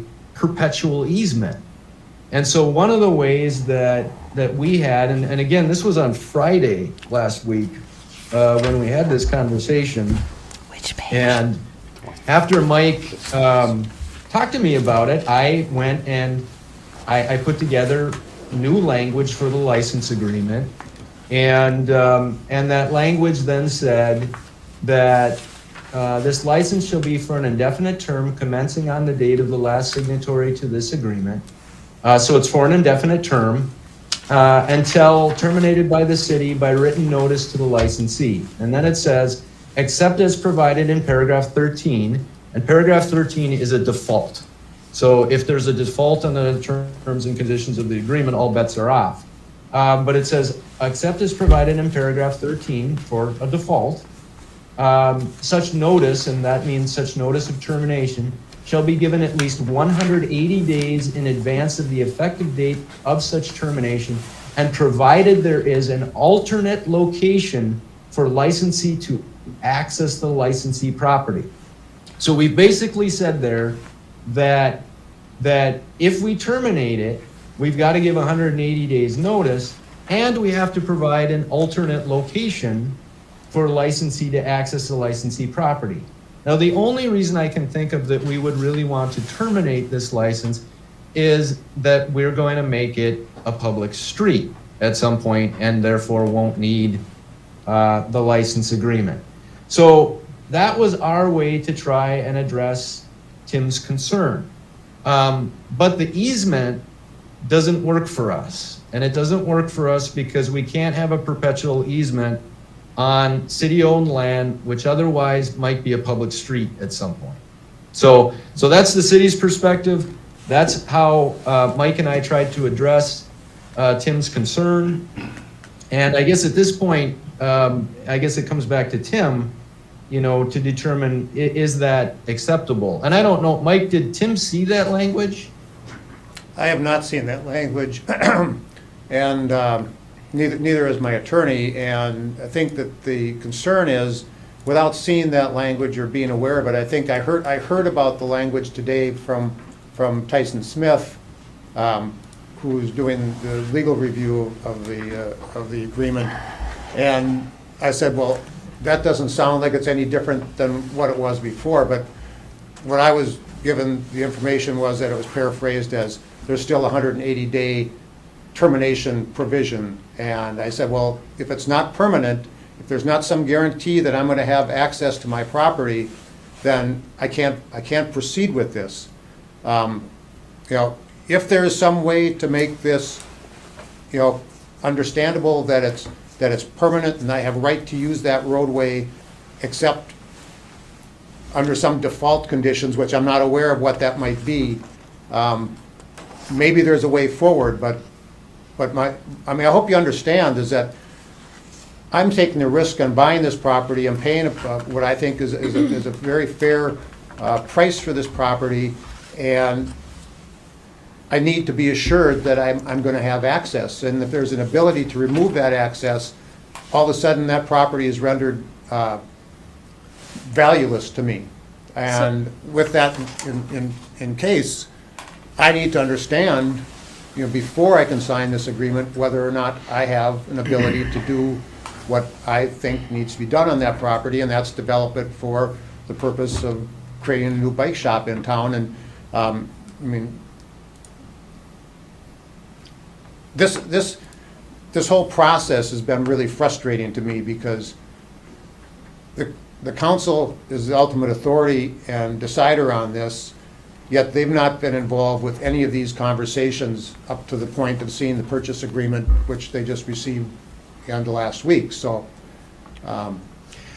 But, Tim, okay, we're trying to meet a March 18th deadline for you on this. So we're trying to crank out documents pretty quick here on some of this. I understand that. So- And I appreciate the work that the city has done to do that, but the lack of involving the council in this conversation means that, it says right in the purchase agreement, this agreement shall not be approved or not be accepted until the council has approved it. Well, the council hadn't even seen it. So when I talked to the council members that I talked to, they weren't even familiar necessarily with the agreement that was in front of them because they had just received it and hadn't had a chance to go through the 36 or 38 pages of document. And so I'm feeling frustrated that we're trying to move this along, but yet the council hasn't been involved in the conversation up to this point. And the last conversation I had with the council was back in last July. So, I mean, that's kind of where things have been, is there's been a long kind of drought in any communications. I mean, I've talked to Mike a number of times over that period when the appraisals were being done, and there were some issues with trying to describe the parcel itself, and even as recently as, you know, when the purchase agreement, when you came out with the purchase agreement, I met with Mike and we went over some of the details, and I at that time provided some response to that and said, you know, my quick review of this says these are things that I need to have modified or changed or whatever, and there were some modifications made to reflect some of those things. But I don't think it's enough yet to make me feel like I can sign this agreement, and and maybe I can't, and maybe we can't work this thing through, but I would hope that we can. I would hope that we can find the common ground that works for the city to, properly, sell a parcel of land that's been underutilized and bring it to a use that is going to be, I think, valuable to the community, provide taxes, employment, but here we are. I have two So, questions. so Tim, I've done a lot of these transactions using similar stuff and have done so without problems in other areas of the state. And that includes license agreements like we're talking about here. And so I know that, again, you just have to take my word for that, but that is the facts. Oh, I believe that, Chris. I mean, I believe you've done this many, many times, but it doesn't mean it always fits every situation. And I'm trying to make this situation work for myself and work for the city, and do it in a way that we can both walk away from this feeling like we've gotten, what we want out of this. And right now, I don't feel like I'm able to do that. Let's do a couple of questions over here. I mean, I know that Tracy's got a couple questions, I've got a question. I don't know if you guys have some questions. We may as well just jump into questions here and see if we can answer some questions. Could you? So I'm hearing Oh, you go say ahead. that one of the reasons you do this is because in theory, a city could make that a city street. That might be one of the reasons you have all this in here. So when that happens, what happens then to a side street that's coming after that? I mean, we have two sides of this road worth of land that could potentially be sold. We need to figure out how we would handle this now and in the future, right? So there's already this new road in here. What happens then when it becomes a city street? Is there any sort of normal precedent or something that happens then? When you do that, when you convert a street or convert a road to a city street, or no? Like a driveway. Well, he'd still have access if you make it a city street. It's I think that's kind of a non-issue. Correct. Because I think the easement Yeah. will just get rolled into But you said the that's street. why it is an issue, because if Well, it switches. I they- think the issue is the fact that because that's like, to my point, what Mike said and kind of followed up by Chris, is that because it isn't currently, Right. and that isn't like we deem this a city street, like tonight, right? I think, or maybe. Yeah, that's so- part of the timing issue. So it has to stay, the way I understand what Chris is saying is, like, if we have intention, No, I meant, he said the reason they have this in there sometime in the future. I don't mean like we want to do that right now. But I mean, you're doing this, we do this because there may be a change in the future that we need to protect our interests or whatever. And I thought I heard you say that would usually mean we were converting it to a city street. Is that not what you said? Because he's asking for a permanent easement. No. Is that I question wanna know for what me? Chris just- Yeah, I'm Chris. asking you, Chris, why you explained why you have these, typically have these clauses in.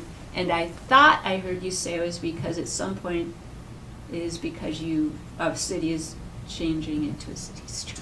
Well, no, not just that. I mean, the fact of the matter is, you're giving someone a private property interest in the government property versus a license agreement which allows them a license to use the property, but doesn't give them an actual property interest in the property.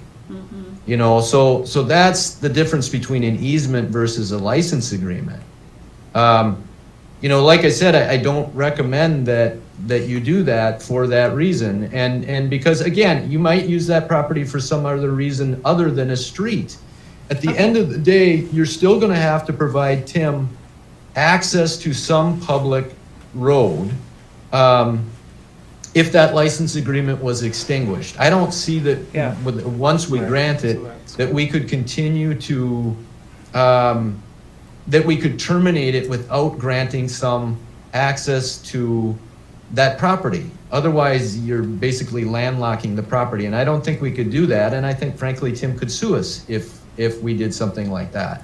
That was my second question, and I'm not sure, did you hear that, Tim? That was part, or have a chance to read that yet, that's Well, part of the and language? I don't I think just the problem found is that that he out. hasn't had a chance to read it. No, we just found that, yeah. Yeah. But like, I mean, but, you know, I mean, yeah, I mean, I hear what you're saying, and which sounds to me like you're saying, okay, we'll do a license, and we're not gonna take away this license to use this roadway. But, and it's the but that bothers me, There's a because I clause. don't understand why there has to be a but. I don't know if, I wouldn't view it as a but, it's more as like an and. Like, the only way that we can take this access away is if we provide another. And I mean, is that correct, Chris, that like we would have Well, to what- actually what other- provide? what other Yeah, access and is provided the another but, access? the but is that this is a piece of property that's held for the public interest. We need to maintain the public interest in that property, whatever that public interest is at some point in the future. That's the but. Well, my The claim but is is- that the public interest is the value of selling this to a person that's going to develop that parcel from a city-owned vacant land, piece of land, to a productive, tax-paying parcel. That's the- Which this mechanism, which you've been provided, clearly allows you to do. but for, you can take it away.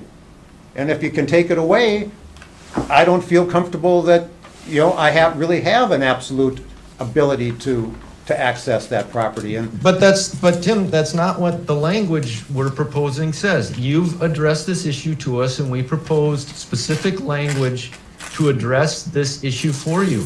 so why does mean- my attorney then suggest that a license is inappropriate in this situation, and that an Well, easement your is attorney's wrong. appropriate?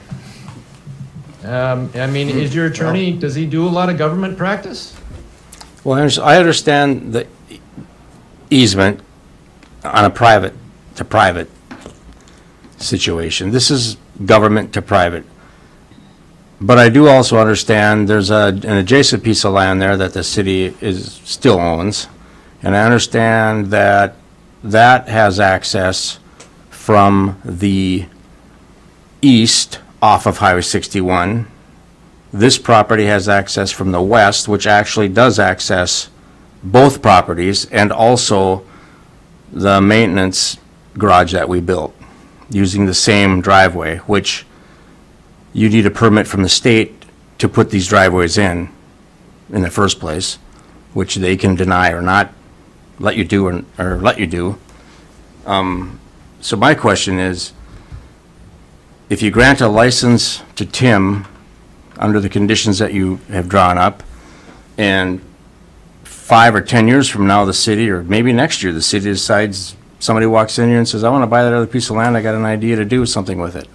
Well, I want to use that driveway too, but I'm going to also use the one that I already have that comes with that land. We're going to have to reissue another license to that owner for the same driveway that we also issued a license for Tim? Yeah, I think Right, so. okay, so I mean, Or and it's make it also, a but it city also serves as access to our garage, Or so, make it a city street, he says. pardon? He says, or make it Or make it a street. city street, yeah, In which case. which would then be the city's licenses would be- decision. Licenses would be. So extinguished 'cause- if you did do an easement, my question is, down the road, and then you decided to make it a city street, does that complicate it? Does the easement complicate that process? Or, Yes, because you've given a private property interest in basically this portion of the street, of that area. And so we would have to get an agreement to extinguish that easement. And whoever owns that property might not be willing to do that. Now, ultimately, would we be able to do that? Yeah, we still have the right to condemn. We could condemn the easement that particular property owner has. We'd have to pay to condemn that easement.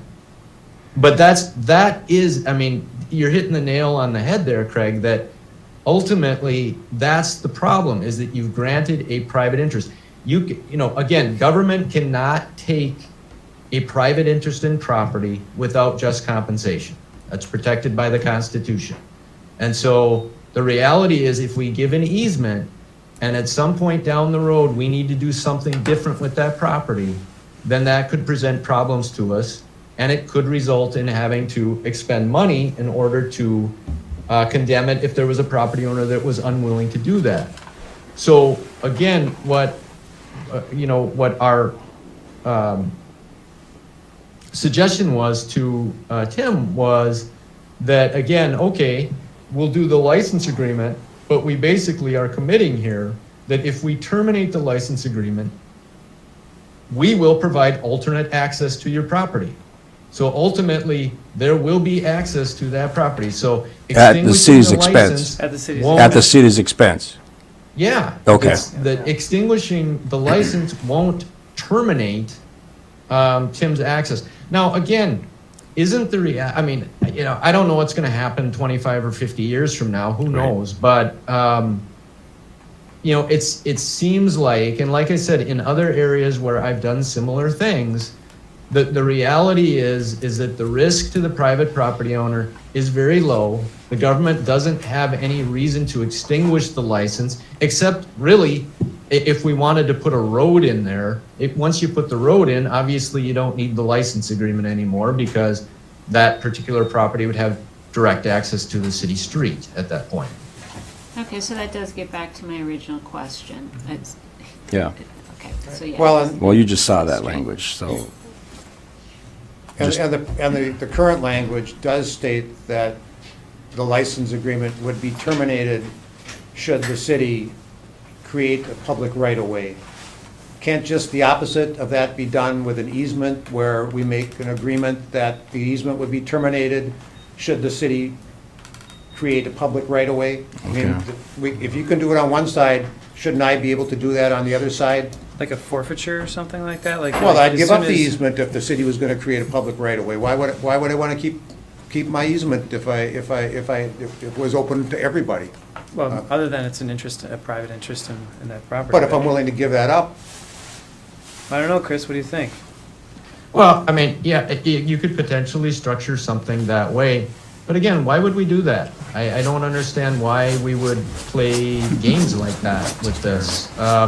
We have a perfectly acceptable mechanism that's been utilized by government in many different situations.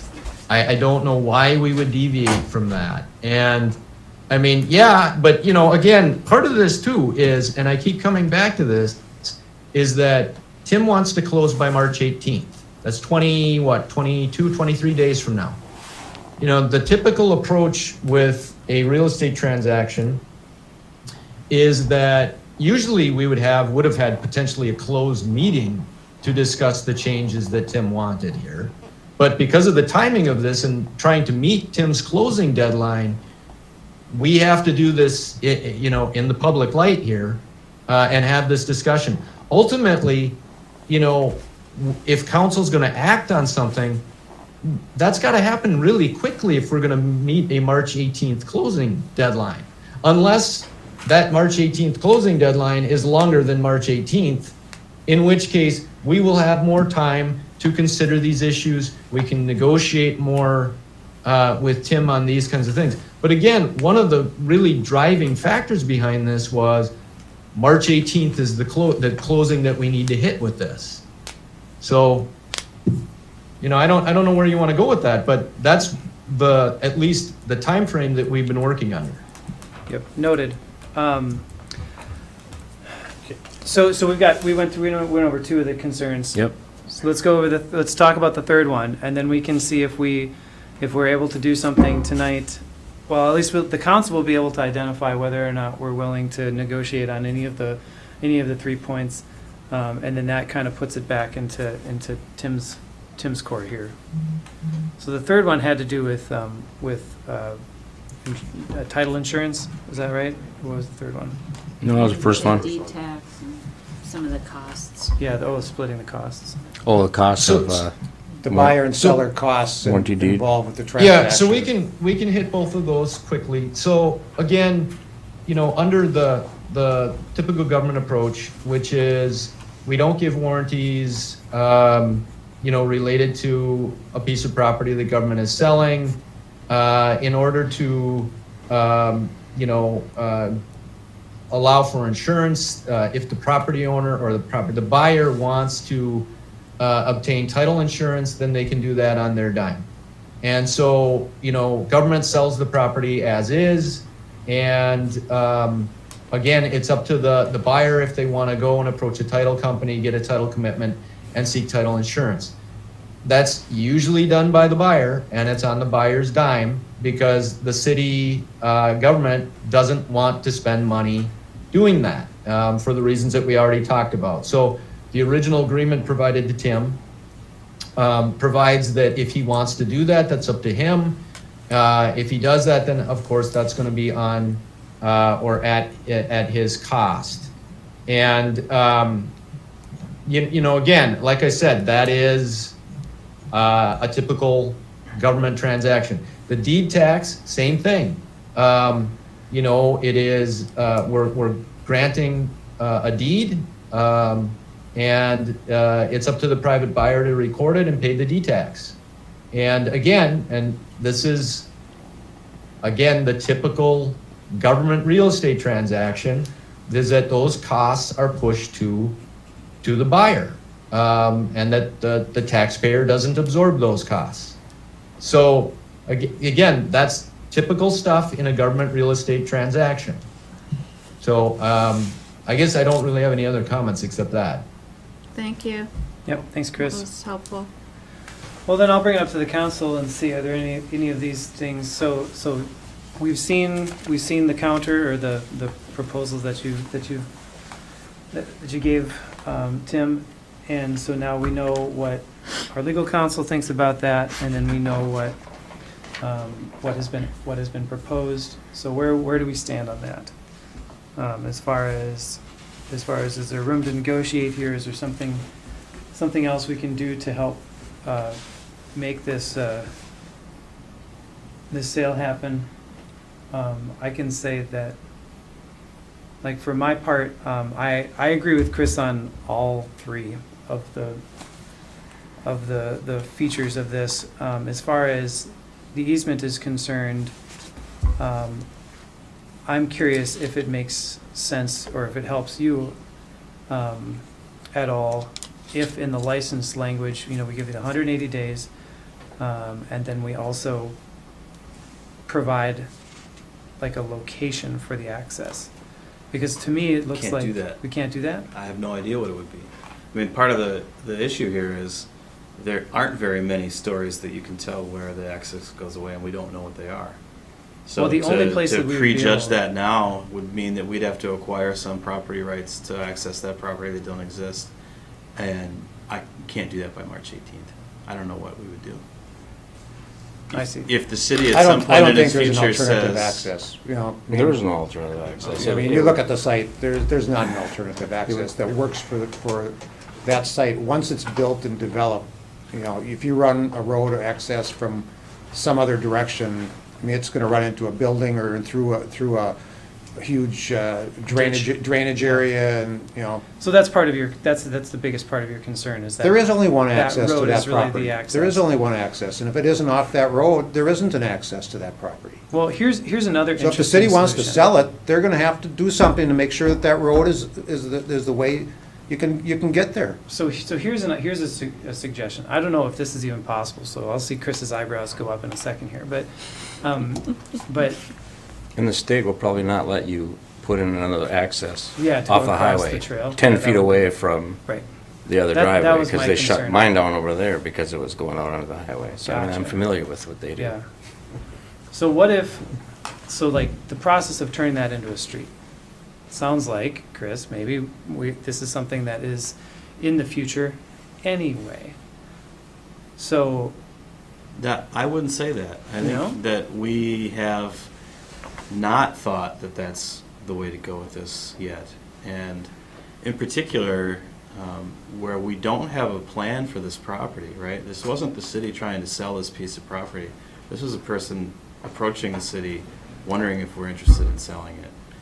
We have a lot of unanswered questions about how the whole property is going to be developed, and I think we need to know what our intentions are for the whole property before we can say for sure that we're gonna change. it to granting a street right-of-way for that piece in the middle is the right approach. versus developing an access through some other part of the property. Or continuing with the license agreement and just making it clear that that's our terms up front. I mean, we didn't have terms up front, right? We were approached and had to develop our terms. So if this is just, we didn't have enough time to come together on terms, then that's totally understandable. And if Tim's concerns, can't be overcome with the language we're recommending, then I completely understand where he's coming from. But we're talking about the same thing from different sides of it. What if? He doesn't know what the what if is any more than we do, right? So Right. who wants to accept that risk? I Right, don't and know I'm why underst- we would recommend to you that you accept it. I'm understanding where he's coming from more, in that it does seem like it's not really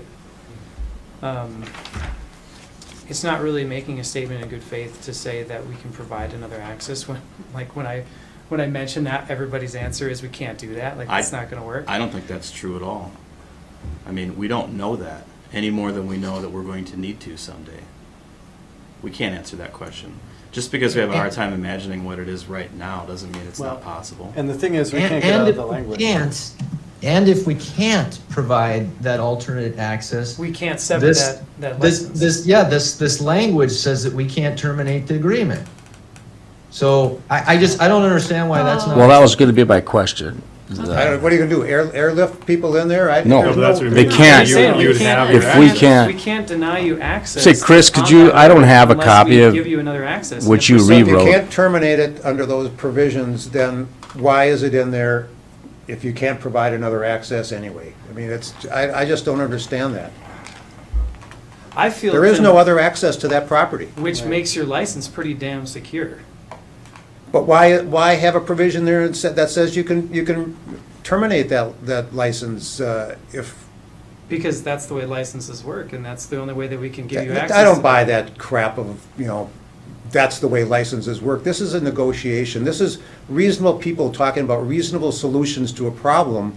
And if you want to sell the property, anybody that's going to want to buy that property is going to want to have a guarantee that they have access. Not that there's going to be some potential that you can take it away and try to reroute an access through a 30-foot drainage hole or off of a state right-of-way that the state isn't going to grant an access driveway off of, or that encumbers your already limited space that is available for development on that site. I don't know. It seems to me you're putting more roadblocks in the way of seeing this property develop than you are trying to figure out a way to put this property back on tax rolls and get a business in there that's employing people in this community and providing essential services. I don't understand why it has to be so complicated. Well, I think You know, this it just seems like saying this is the standard practice. Well, everybody knows standard practices have deviations, and you fit the terms to the particular situation, and I think that's what we need to figure out here is, can we do that? And I don't see us making, at least I don't see Chris making any attempt to making that possible. I mean, No, that's not true, Tim, and that's Yeah. not true at all. And Say, that's not a Chris- reasonable position for a reasonable person to make. Say, Chris, Well- could you reread your change on that paragraph 2? Yes. One more time, please. I don't have it in front of me, and I just want to know how you rewrote that. Thank you. So it says, the first sentence there says, the license shall be for an indefinite term commencing on the date of the last signatory to this agreement and continuing until terminated by the city by written notice to the licensee. Then it goes on to say, except as provided in paragraph 13, which is in the event of default. So except as provided in paragraph 13, such notice shall be given at least 180 days in advance of the effective date of such termination, and provided there is an alternate location for licensee to access the licensee property. Okay. So, So you you know, added again, the- if yeah. there is no alternate access point, then we can't terminate the license. I mean, Okay. you know, Tim, you brought this concern to Mike. We came back with this language as a means of trying to address that concern. So I think it is unfair of you to say that we are not trying to work with you on this. In fact, one could say that you are being intractable on your insistence upon an easement, which is not an accepted government practice. Okay, does this issue we're talking about here affect one's ability to obtain any type of loan or financing? Would this be a lender's concern? It can be a lender's Would the concern. license part of it be a lender's concern, more so than a easement? Yes. Depending on how it's it written. can- Yes, it can be a lender's concern, and it Okay. has been brought up by lenders in the past. There hasn't been a single time that I haven't been able to address the lender's concern and that the party seeking financing wasn't able to get their financing. Okay. In this case, the way that this is drafted, I don't think the lender would really have a valid concern. Okay. So, you know, again, lenders are touchy about absolutely everything, so are title companies. But, you know, like I said, I don't see that there's anything that would be insurmountable in terms of, and, you know, we've, you know, in the past, there's been some issue about the lender saying, well, okay, we just want to make sure that in the event that we have to foreclose, that we have the right to continue to access the property under the license. Yep, you will, because it's going to be recorded. Okay. Yeah.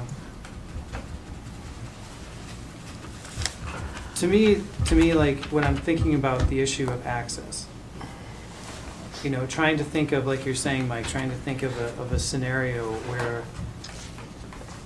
access would be taken away. Well, it's the way that the language is written, that's not possible. Like, it can't be, like, access cannot be taken away. That land cannot be landlocked with the way that the language is written. That's okay for us to think that. Tim's saying pretty clearly he doesn't think that. Well, if we And- take access away, we're taking access away to our garage. We don't know that. That's what Well, I'm I'm trying to just- say is to try and tell the story about why we might remove this is impossible. And the public's interest and rights to use the property are not limited right now. And if we grant this easement, they are. And we don't know what we've limited them from. And we can't explain what we might have limited them from. We're saying we're not interested in limiting them at all. Are you saying that, though? I understand. Are you saying that? Well, I mean, I'm is wondering- it in the city's, in the public's interest to actually issue an easement that actually grants me right to use that road access? And is in the best interest of the city, because you're gonna now see a property developed and paying taxes and employing people and doing the things that the city should be promoting and supporting? so is your insistence on the easement because when an easement is in place, there's no mechanism to remove it? I believe it has to be an assurance of permanence. All these mechanisms for saying, well, under these conditions, it may not be there permanently.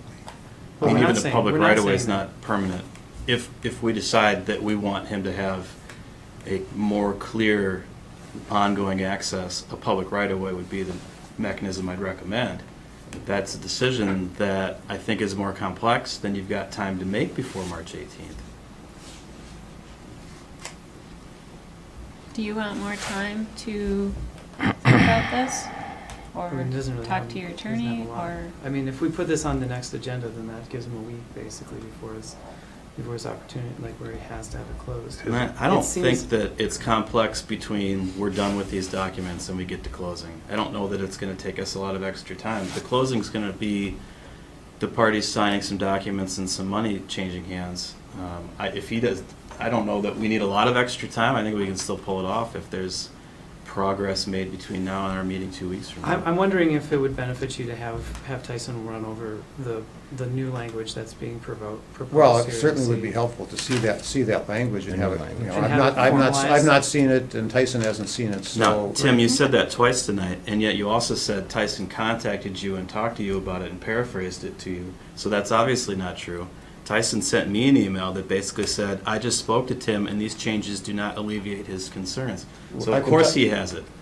No, he hasn't seen it. He was relaying information. He had said he talked to you. We didn't speak. Well, maybe I misunderstood, but what I was told was that there was a 180-day termination provision, and that was the explanation Instead I of was 30 given. days, So I think there's I a, said 180 days doesn't still buy me another access. Doesn't buy me a means to access that property. Well, So- except for The the last additional sentence that language. says, I mean, the that's, city will have to provide you with an alternate access I can see if it. they And I've decide. not seen that language. No, well, and yeah. I don't believe Tyson has it. If he has, then he did not Okay. relay that Well, I information. mean- Then you should see that before Does it anything work gets for done. you? Okay, but we can- I know that he has. We can put Okay, this, so the point is, yeah, well, let's gets put back this- to my question, would you two like more time If to we put this on the actually agenda look down and read it and for the talk it next over? meeting. I think it'd be important for I think you do. Tyson to take a look at that Yep. and give me some advice as to Yep. what Yep. Okay, that, so let's what put that might this, mean. let's put this on the next meeting agenda. Well, I'll wait to hear from Tim. And perhaps, Okay. I mean, I don't know if I'm sticking my head out here, but does Tyson talk to you about anything? I mean, I don't know if that's, really happens a lot with the two Oh, it parties. certainly is. I mean, it's been Tim and I talking, and if Tim's rather, would rather have Tyson talk to Chris, that's well, fine. you know, I mean, maybe, I suggested that Tyson might want to give you a call, Chris. He said he felt uncomfortable doing that, didn't feel like that was his role Okay. to step in that fashion. So, I mean, if you don't object to that conversation, I know Tyson is leaving on vacation either today But or. by all means. Today or have him tomorrow, call me. so I'm I- more Hopefully he's than not gone happy for 2 to talk weeks. to Yeah. him. Well, I think it might move things around quicker if Yeah. there'd be a better understanding between how you guys are thinking. I mean, I understand there's 100 different ways to write this, like Tim said, you could do an easement and you could put something in there that says, hey, if you want to break the easement, put this in here then. You can break the easement. I mean, you can do all kinds of things, but if this is how government has to operate, then a license is what we have to do, that we have to make that so it's comfortable with Tim and your attorney. And yeah, I think And I know that in the we've time- attempted that, and I don't know if you need to massage that writing or wording anymore or not, I don't know, but, In the time that I've been mayor, we've done a half dozen licenses I can remember. And, Yeah. it's, it seems like it's not, yeah. I mean, of course, imagining how they could, like you're saying, Mike, imagining how they could be terminated is not our job. Like, It's impossible. it's impossible to do. Right, So but what I would recommend. I do understand his point of view, though, too. You're buying a piece of land, you Completely. want No, no, access to it, completely. and you don't want access that is but.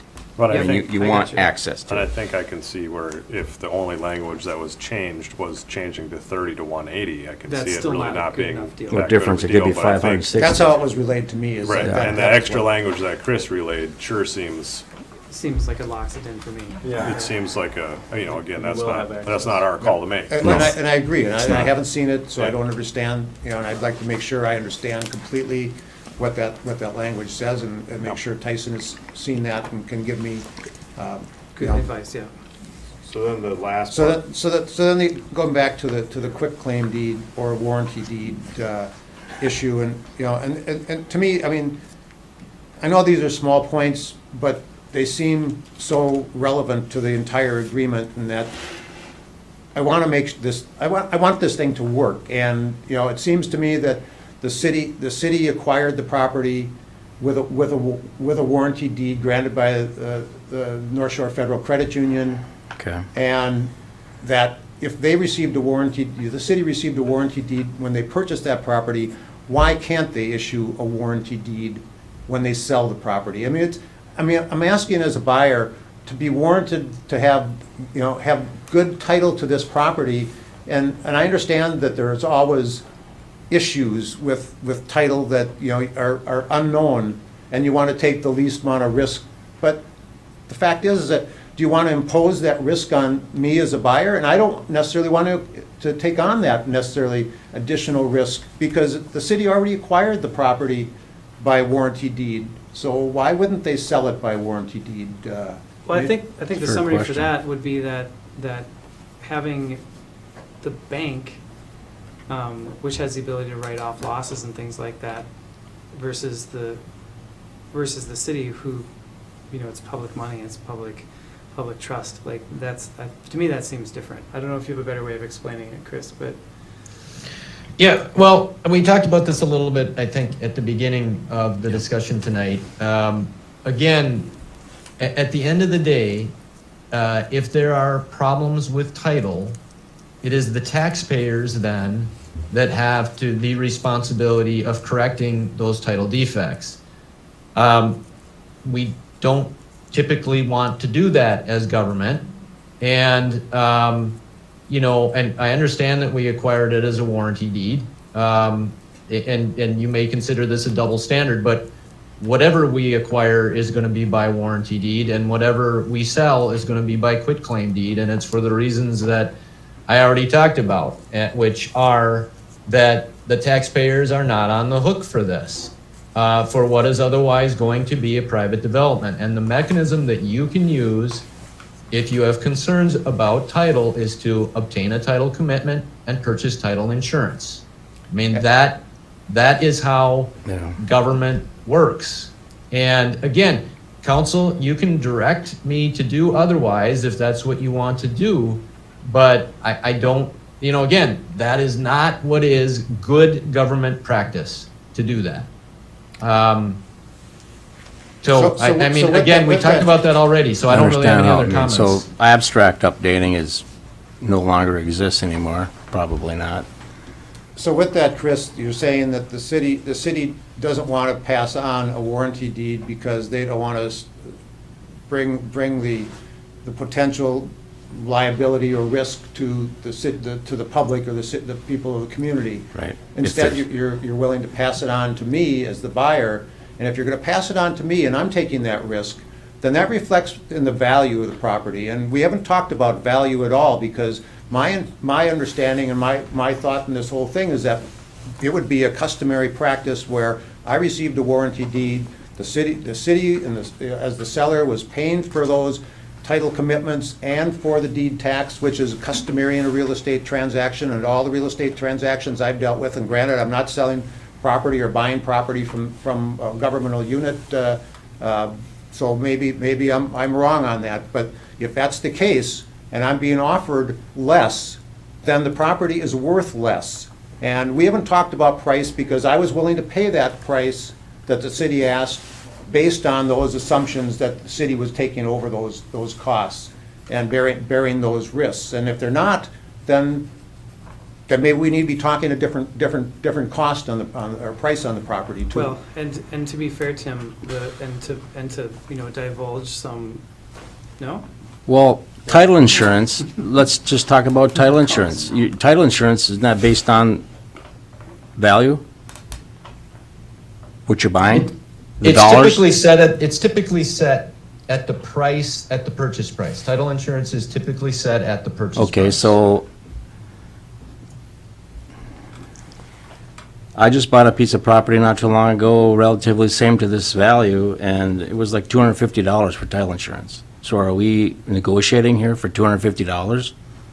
I mean, is that what I'm listening to? Well, that's the deed tax too. It's $300 and some. I mean, Well, I mean, title insurance eases your mind. I mean, that's part of this process. I mean, I shouldn't say that. That's what a buyer- The deed tax and the title commitment. So it's a title commitment and the deed tax were the two issues that were costs that were passed on What kind To of me. value, what kind of cost are we talking about for those two things? You said $350 for one of them. Deed tax is $350 Yeah. or Title 300 and some insurance. dollars. and, Title insurance is title- whether you want it or not. It eases your mind, fine. If it doesn't, you don't want to pay the money, you don't have to pay the money. Well, Right. you know, Well, my mind is not eased, obviously, if I end up with a. So the cost quitclaim of that deed. is, right. But Under with title insurance, isn't that $600. supposed to help that? Isn't that supposed to be? I would say that that's not. that doesn't, Well, it sounds like that, we have these three issues, these 3 points, and I think right now, we've kind of come back to Tim with something, so you probably need to discuss a few things with Yeah. your representative, and then I would- think then Bring we this need back to, to the next we need meeting to, and- yeah. And then we'll be. At least I we mean, know next where we meeting have are to with make a everything, decision and on it that's- Anyway, so it seems like, Well, I mean, we don't, right? If well, I he mean, makes a not decision making for a you. decision is making a decision, What? so. If Tim decides these terms aren't acceptable, then Right. Yeah. Well, I haven't heard from the council yet that these terms are locked in. So if that's the case, then let me know. I mean, if all of these conditions are locked in, that's something to know. If there's still room for negotiation, I mean, I guess I'd like to be aware of that too. I'd like to have a better understanding of where I stand. All I've seen so far is an agreement from Chris, and council has, basically not made any decisions about, whether that's the position you're gonna take, or whether you're willing to do something different. And that's why I'm here tonight, because I want to have the conversation with the council. You're the ultimate authorities on this and the decision makers. So, even though you have legal advice, you have the ability to modify, or change as you choose. I have a question then on number 3. If this is, if title insurance and deed tax is a standard part of a transaction that the buyer pays, why would we want to deviate from that? I mean, we could, but, you understand that that's what a buyer usually pays when they buy a piece of Well, a land. buyer in a traditional real estate transaction does not pay those costs. The seller pays those costs. And Chris is saying in government transactions, the buyer pays those costs. And if that's the case, then the value of the property may not be as much as it might have been, because it's a different type of a transaction.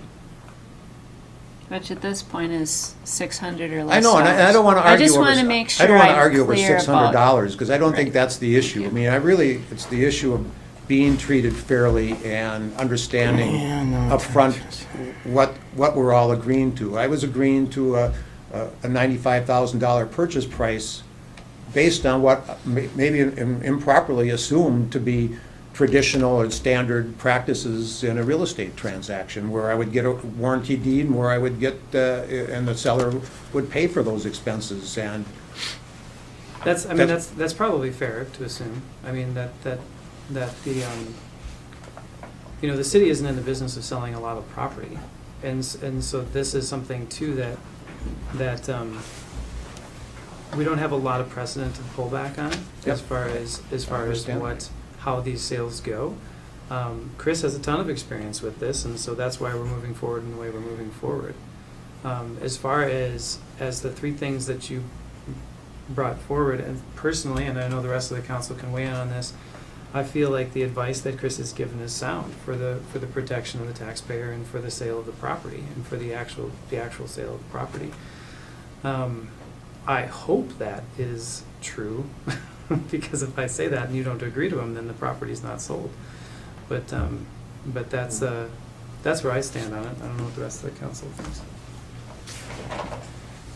But, I mean, I would say that I think that I can see where the changes that were made by Chris to clarify that language, and again, I think if you read through that language in the licensing agreement, to me, really it does offer protection on both levels.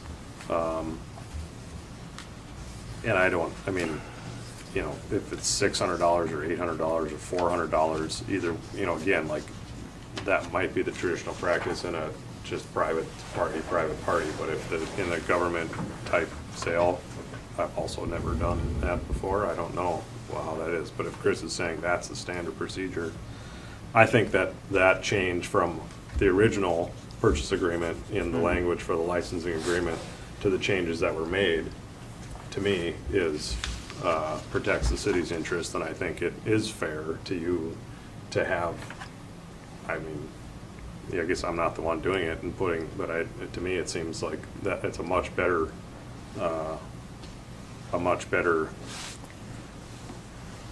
much more clearly written, not maybe clearly written, but it seems like a more rock-solid agreement, I guess, Yeah, it really locks for that you to be able to maintain access and not have to worry about that, or to have a lender worry about that.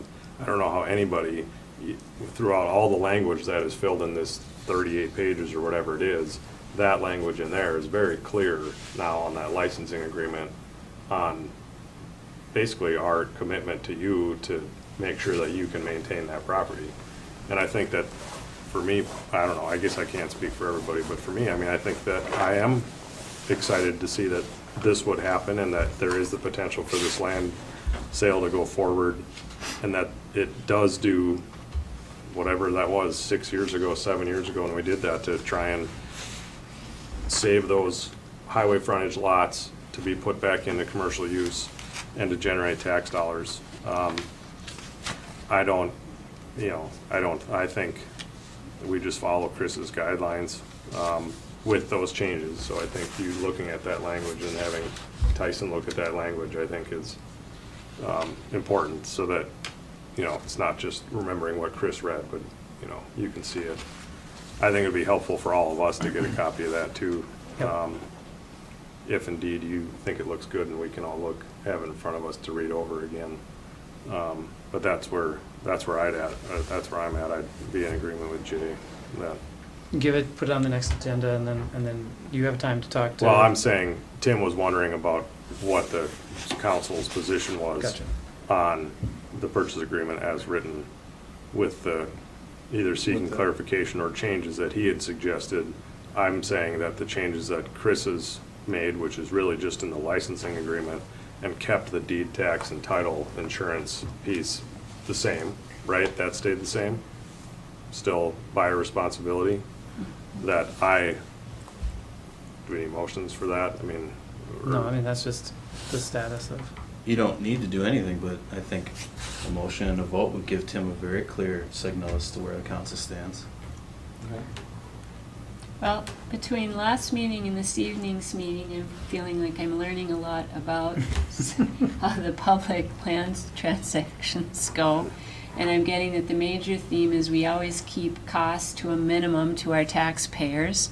And of course, we always have to lower our risk potential for for all of our citizens. And I'm catching that same theme this evening. And I feel anyone gets title insurance. I just think that's good practice. And if that serves the same purpose as having a warranty deed, and knowing that there was one before in place, I don't feel the risk of getting a quick claim now is, you can look at that both directions. You're like, why can't we give you a warranty deed? But I can flip that and say, then I wouldn't feel that uncomfortable either taking a quick claim deed right now, knowing the history on it.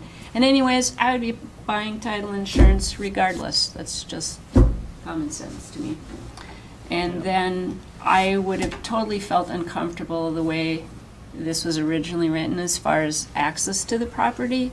But I feel a lot better hearing all of that, and maybe it sounds more complicated than it need to, but I feel like it's kind of balancing out from both directions. So the work that Chris and Mike put in to get that changed, I think's fine. But I certainly get where you need to have more time, just like we did, to absorb all this and talk to whoever you need to. Like if Tyson's out of town, I don't know, but. Well, he won't be out of town for 2 weeks. Oh, not for 2 weeks. I don't know how. I hope he's not Oh, out okay. for 2 weeks. Don't know. I He's thought got you a mean he was cell leaving phone. now. He's got a. We were he's planning a on doing lawyer. something this weekend, so that's He's got a cool. cell phone, is that what you're saying? And he's a lawyer, so, yeah. he's got it. Allegedly, he has a cell phone. Business number. Well, anyways, Well, I mean, I appreciate those comments, you know, I mean, just to understand, I'm the one taking the risk, and that's why I'm concerned about the terms of this agreement, and I want to make sure that I'm protecting myself and not putting myself in a position where I can't do, or somebody else can't do what I'm intending to do on that property, and I think we were looking at both directions, at least for my comments. Not just the city, but I was also thinking, because you're right, this is a solution we need for anybody. If it's not you, it'll be somebody else. So I think that's what we're all conscious of right now. Does that leave you in a place we can put it on the next agenda? Will you let us know? well, I Put it on think the I have to agenda. talk to Tyson and, Yeah. I think so you too. know, take a Yeah. look at the language and start to feel that there's a level of comfort with, you know, the position I'm in. And I want to be able to do this project, and I don't want to find out 2 years or 5 years down the line that, you know, I got myself in a position, or got somebody else in a position that is really unacceptable.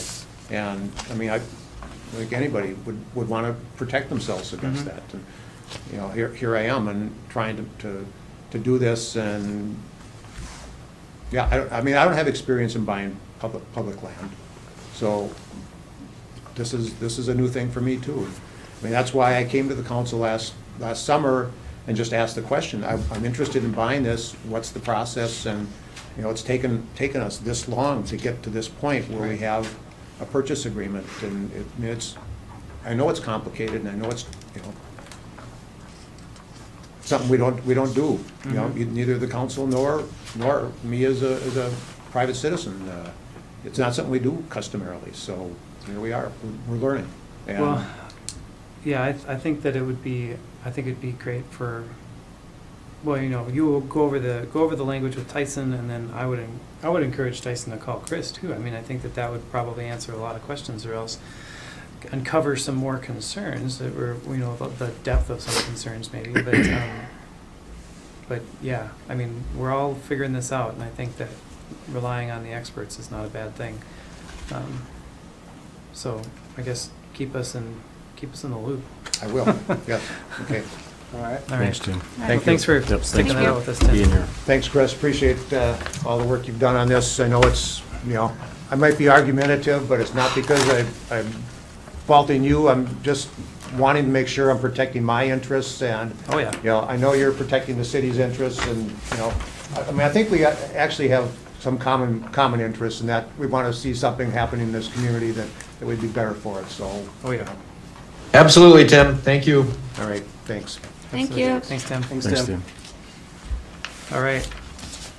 So we're gonna keep moving down the agenda. Next thing is the PERA statewide volunteer firefighter benefit analysis. And so a brief summary of this is that we provide, for years of service, we provide a benefit to our volunteer firefighters that they can collect when they retire from the department, and we do that through PERA. And we currently fund that project or that program at around a $1,750. I think it's $1,750. And that this analysis that's from Sharon North here gives us a bunch of different estimates for what it would look like if we increased that value. And I think that this kind of analysis, they just do this, right? They do this and they send it to us, and they're like, hey, think about this. We asked for it, they conducted this analysis of the benefit, and then you have a period of time to determine whether you want to make a change.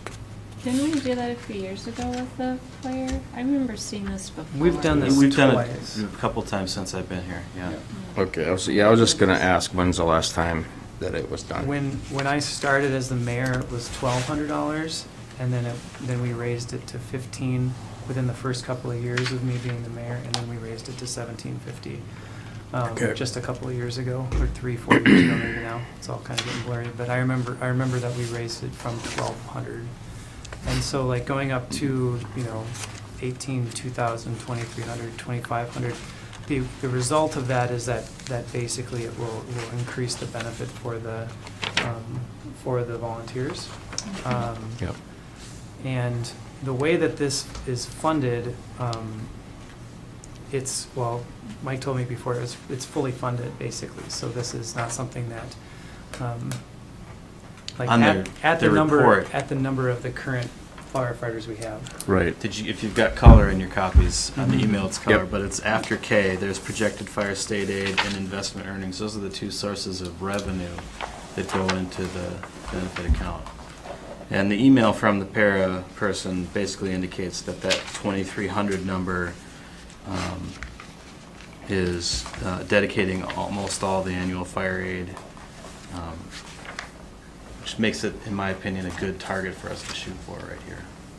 So I mean, that's the the risk for 19 us is that if we end up with a lot more members in the department than we currently have, that we may be asked to contribute to an additional amount beyond the aid and beyond the investment to the account. That's what the risk would be. If we got 1, it would be an additional 2,300. If we got 10, it would be 23,000. That's right. So it's a very Well, and it's not it's probably not those exact numbers, Right. but that's the right analogy to use. Yeah. Well, yeah, also, how many guys are going out also, does that affect it? I mean, No.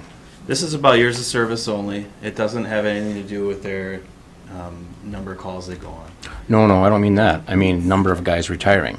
drop. Like if 5 guys retired this year, Yeah, potentially. don't we have those numbers? But the fund is supposed to imagine everybody retiring at some point, right? And that Right. that's able to pay them. So this Okay. analysis at 2,300 says that that's the maximum. It maximizes the amount of benefit we can provide at the amount of money that is getting put into it. Well, That's By the being state. provided by the state aid, the investment earnings are what's greatly affected by what Craig's talking about. You know, Mhm. if we pay a bunch of our retirees out, then we're not going to make any investment earnings. Right. So, the picture today looks like it does, but 5 years from now, it's going to be very different. We're going to potentially have more members. We're going to have less investment earnings, but we know where we're at with the state aid. It supports the 2,300. It's a nice bump on where we're at today. That's what I would recommend. Just a side around how these work. When I look at the what are noted as deferred or not, I would call them no longer active. Is there a rule of either by time or amount of service for which they just get cashed out and closed out? No, I don't believe so. They're vested after how many years? I mean, they But- don't derive any benefit from not cashing out. They don't gain any more interest on their amount that they've earned once they retire. What they ought to do is cash out Yeah. and put that money in their own retirement account. Sure. Well, it's just, Right.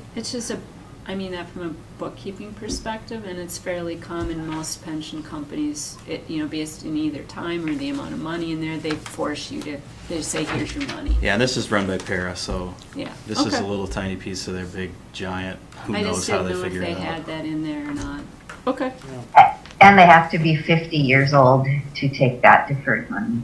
Right. So they may be done. So they have and to pay retired, their- But they're not 50 and they can't take it. Right, so they pay their annual due until they're 50, then they can take it. Well, unless there's some kind of foreseeable concern about raising the benefit to 2,300, where we could see ourselves being in a bit of a financial pickle as far as this is, I mean, these are tiny numbers, like what you were saying, Anton. I think that this is a smart thing to do, to take care of the folks that take care of us, as far as their benefit is concerned, and if it is the maximum amount that we can provide without incurring costs, it's, for the foreseeable future, then I think that that's the right move. So, Need a motion on that? If you like that number, we have a resolution that we'll have to ask you to pass. which we'll prepare. Yep, and they'll be at the next Put meeting. on next meeting. One other question, does the state aid ever vary, or is that ever a question? Usually goes up.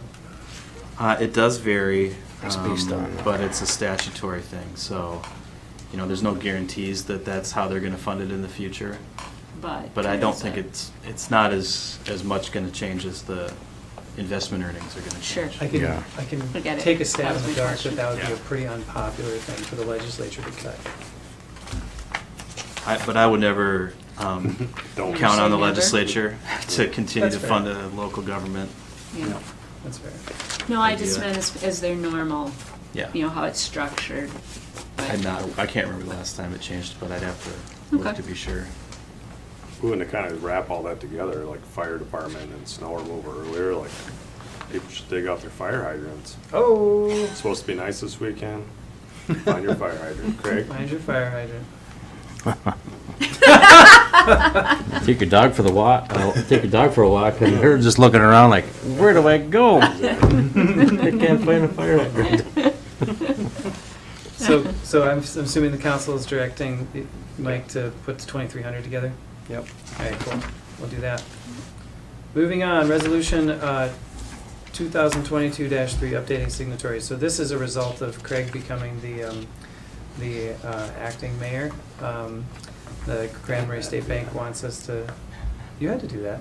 You did it for a couple of years, so. Did so you we ever didn't have- sign anything? Nope. Yeah. Oh. Well, they're paying more attention.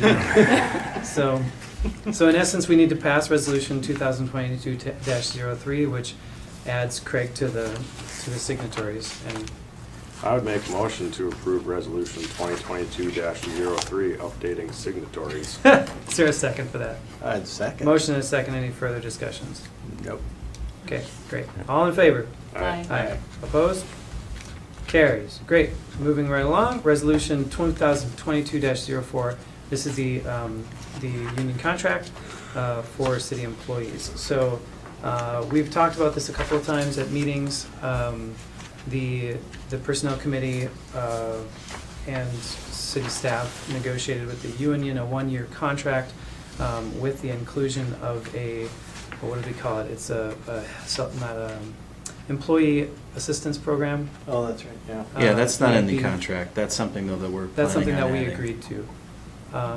And some minor changes. I don't know if everybody had a chance to go through and look at the changes that were made. Some minor changes in vacation time accruing, and other, I guess it's pretty minor stuff as far as how much can be cashed out and et cetera, et cetera. Our original budget estimates for 2022 were a 3% increase. That's what we included in the budget. Yeah. But we talked about a few times that we may want to and need to get above that for this particular year because of a lot of different factors. I think COVID's obviously one of the factors. But another factor that I think is important to remember is that the City Council, at their last capital improvement planning session, said that human capital is something that they wanted to be investing in, and this is our first chance to really take a crack at that. So And we came also- up with a settlement that includes this wage increase for 1 year.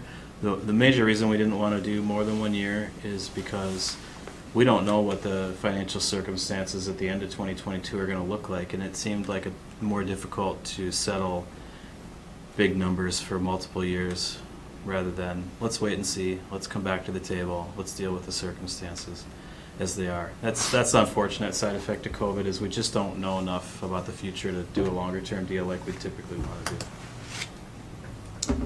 Well put. All right, so we've got this. This is the 2022 AFSCME contract. I would entertain a motion or discussion. Bueller? I would move Okay, so resolution 2022-04. there's a motion. I'd second that. Motion and a second. Any further discussion? Are they reading? Hmm? They're reading. They're reading. Yeah, I just would like Well, to, it's- yeah, go ahead. I would like to just throw it out there that city staff and Tracy and I, but mostly city staff, crunched a lot of numbers and really, really worked on this year.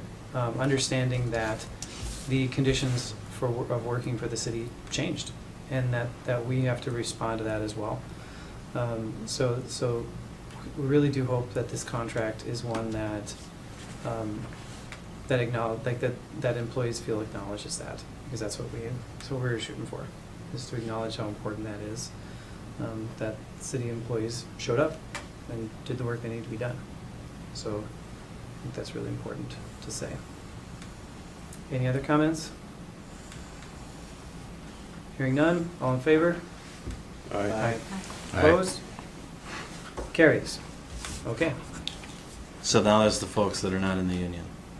right, so there's And two what we steps to typically this. do is wait, and this is, I think, to everybody's benefit, to try and match up the benefits and salary changes that we're providing union and non-union groups.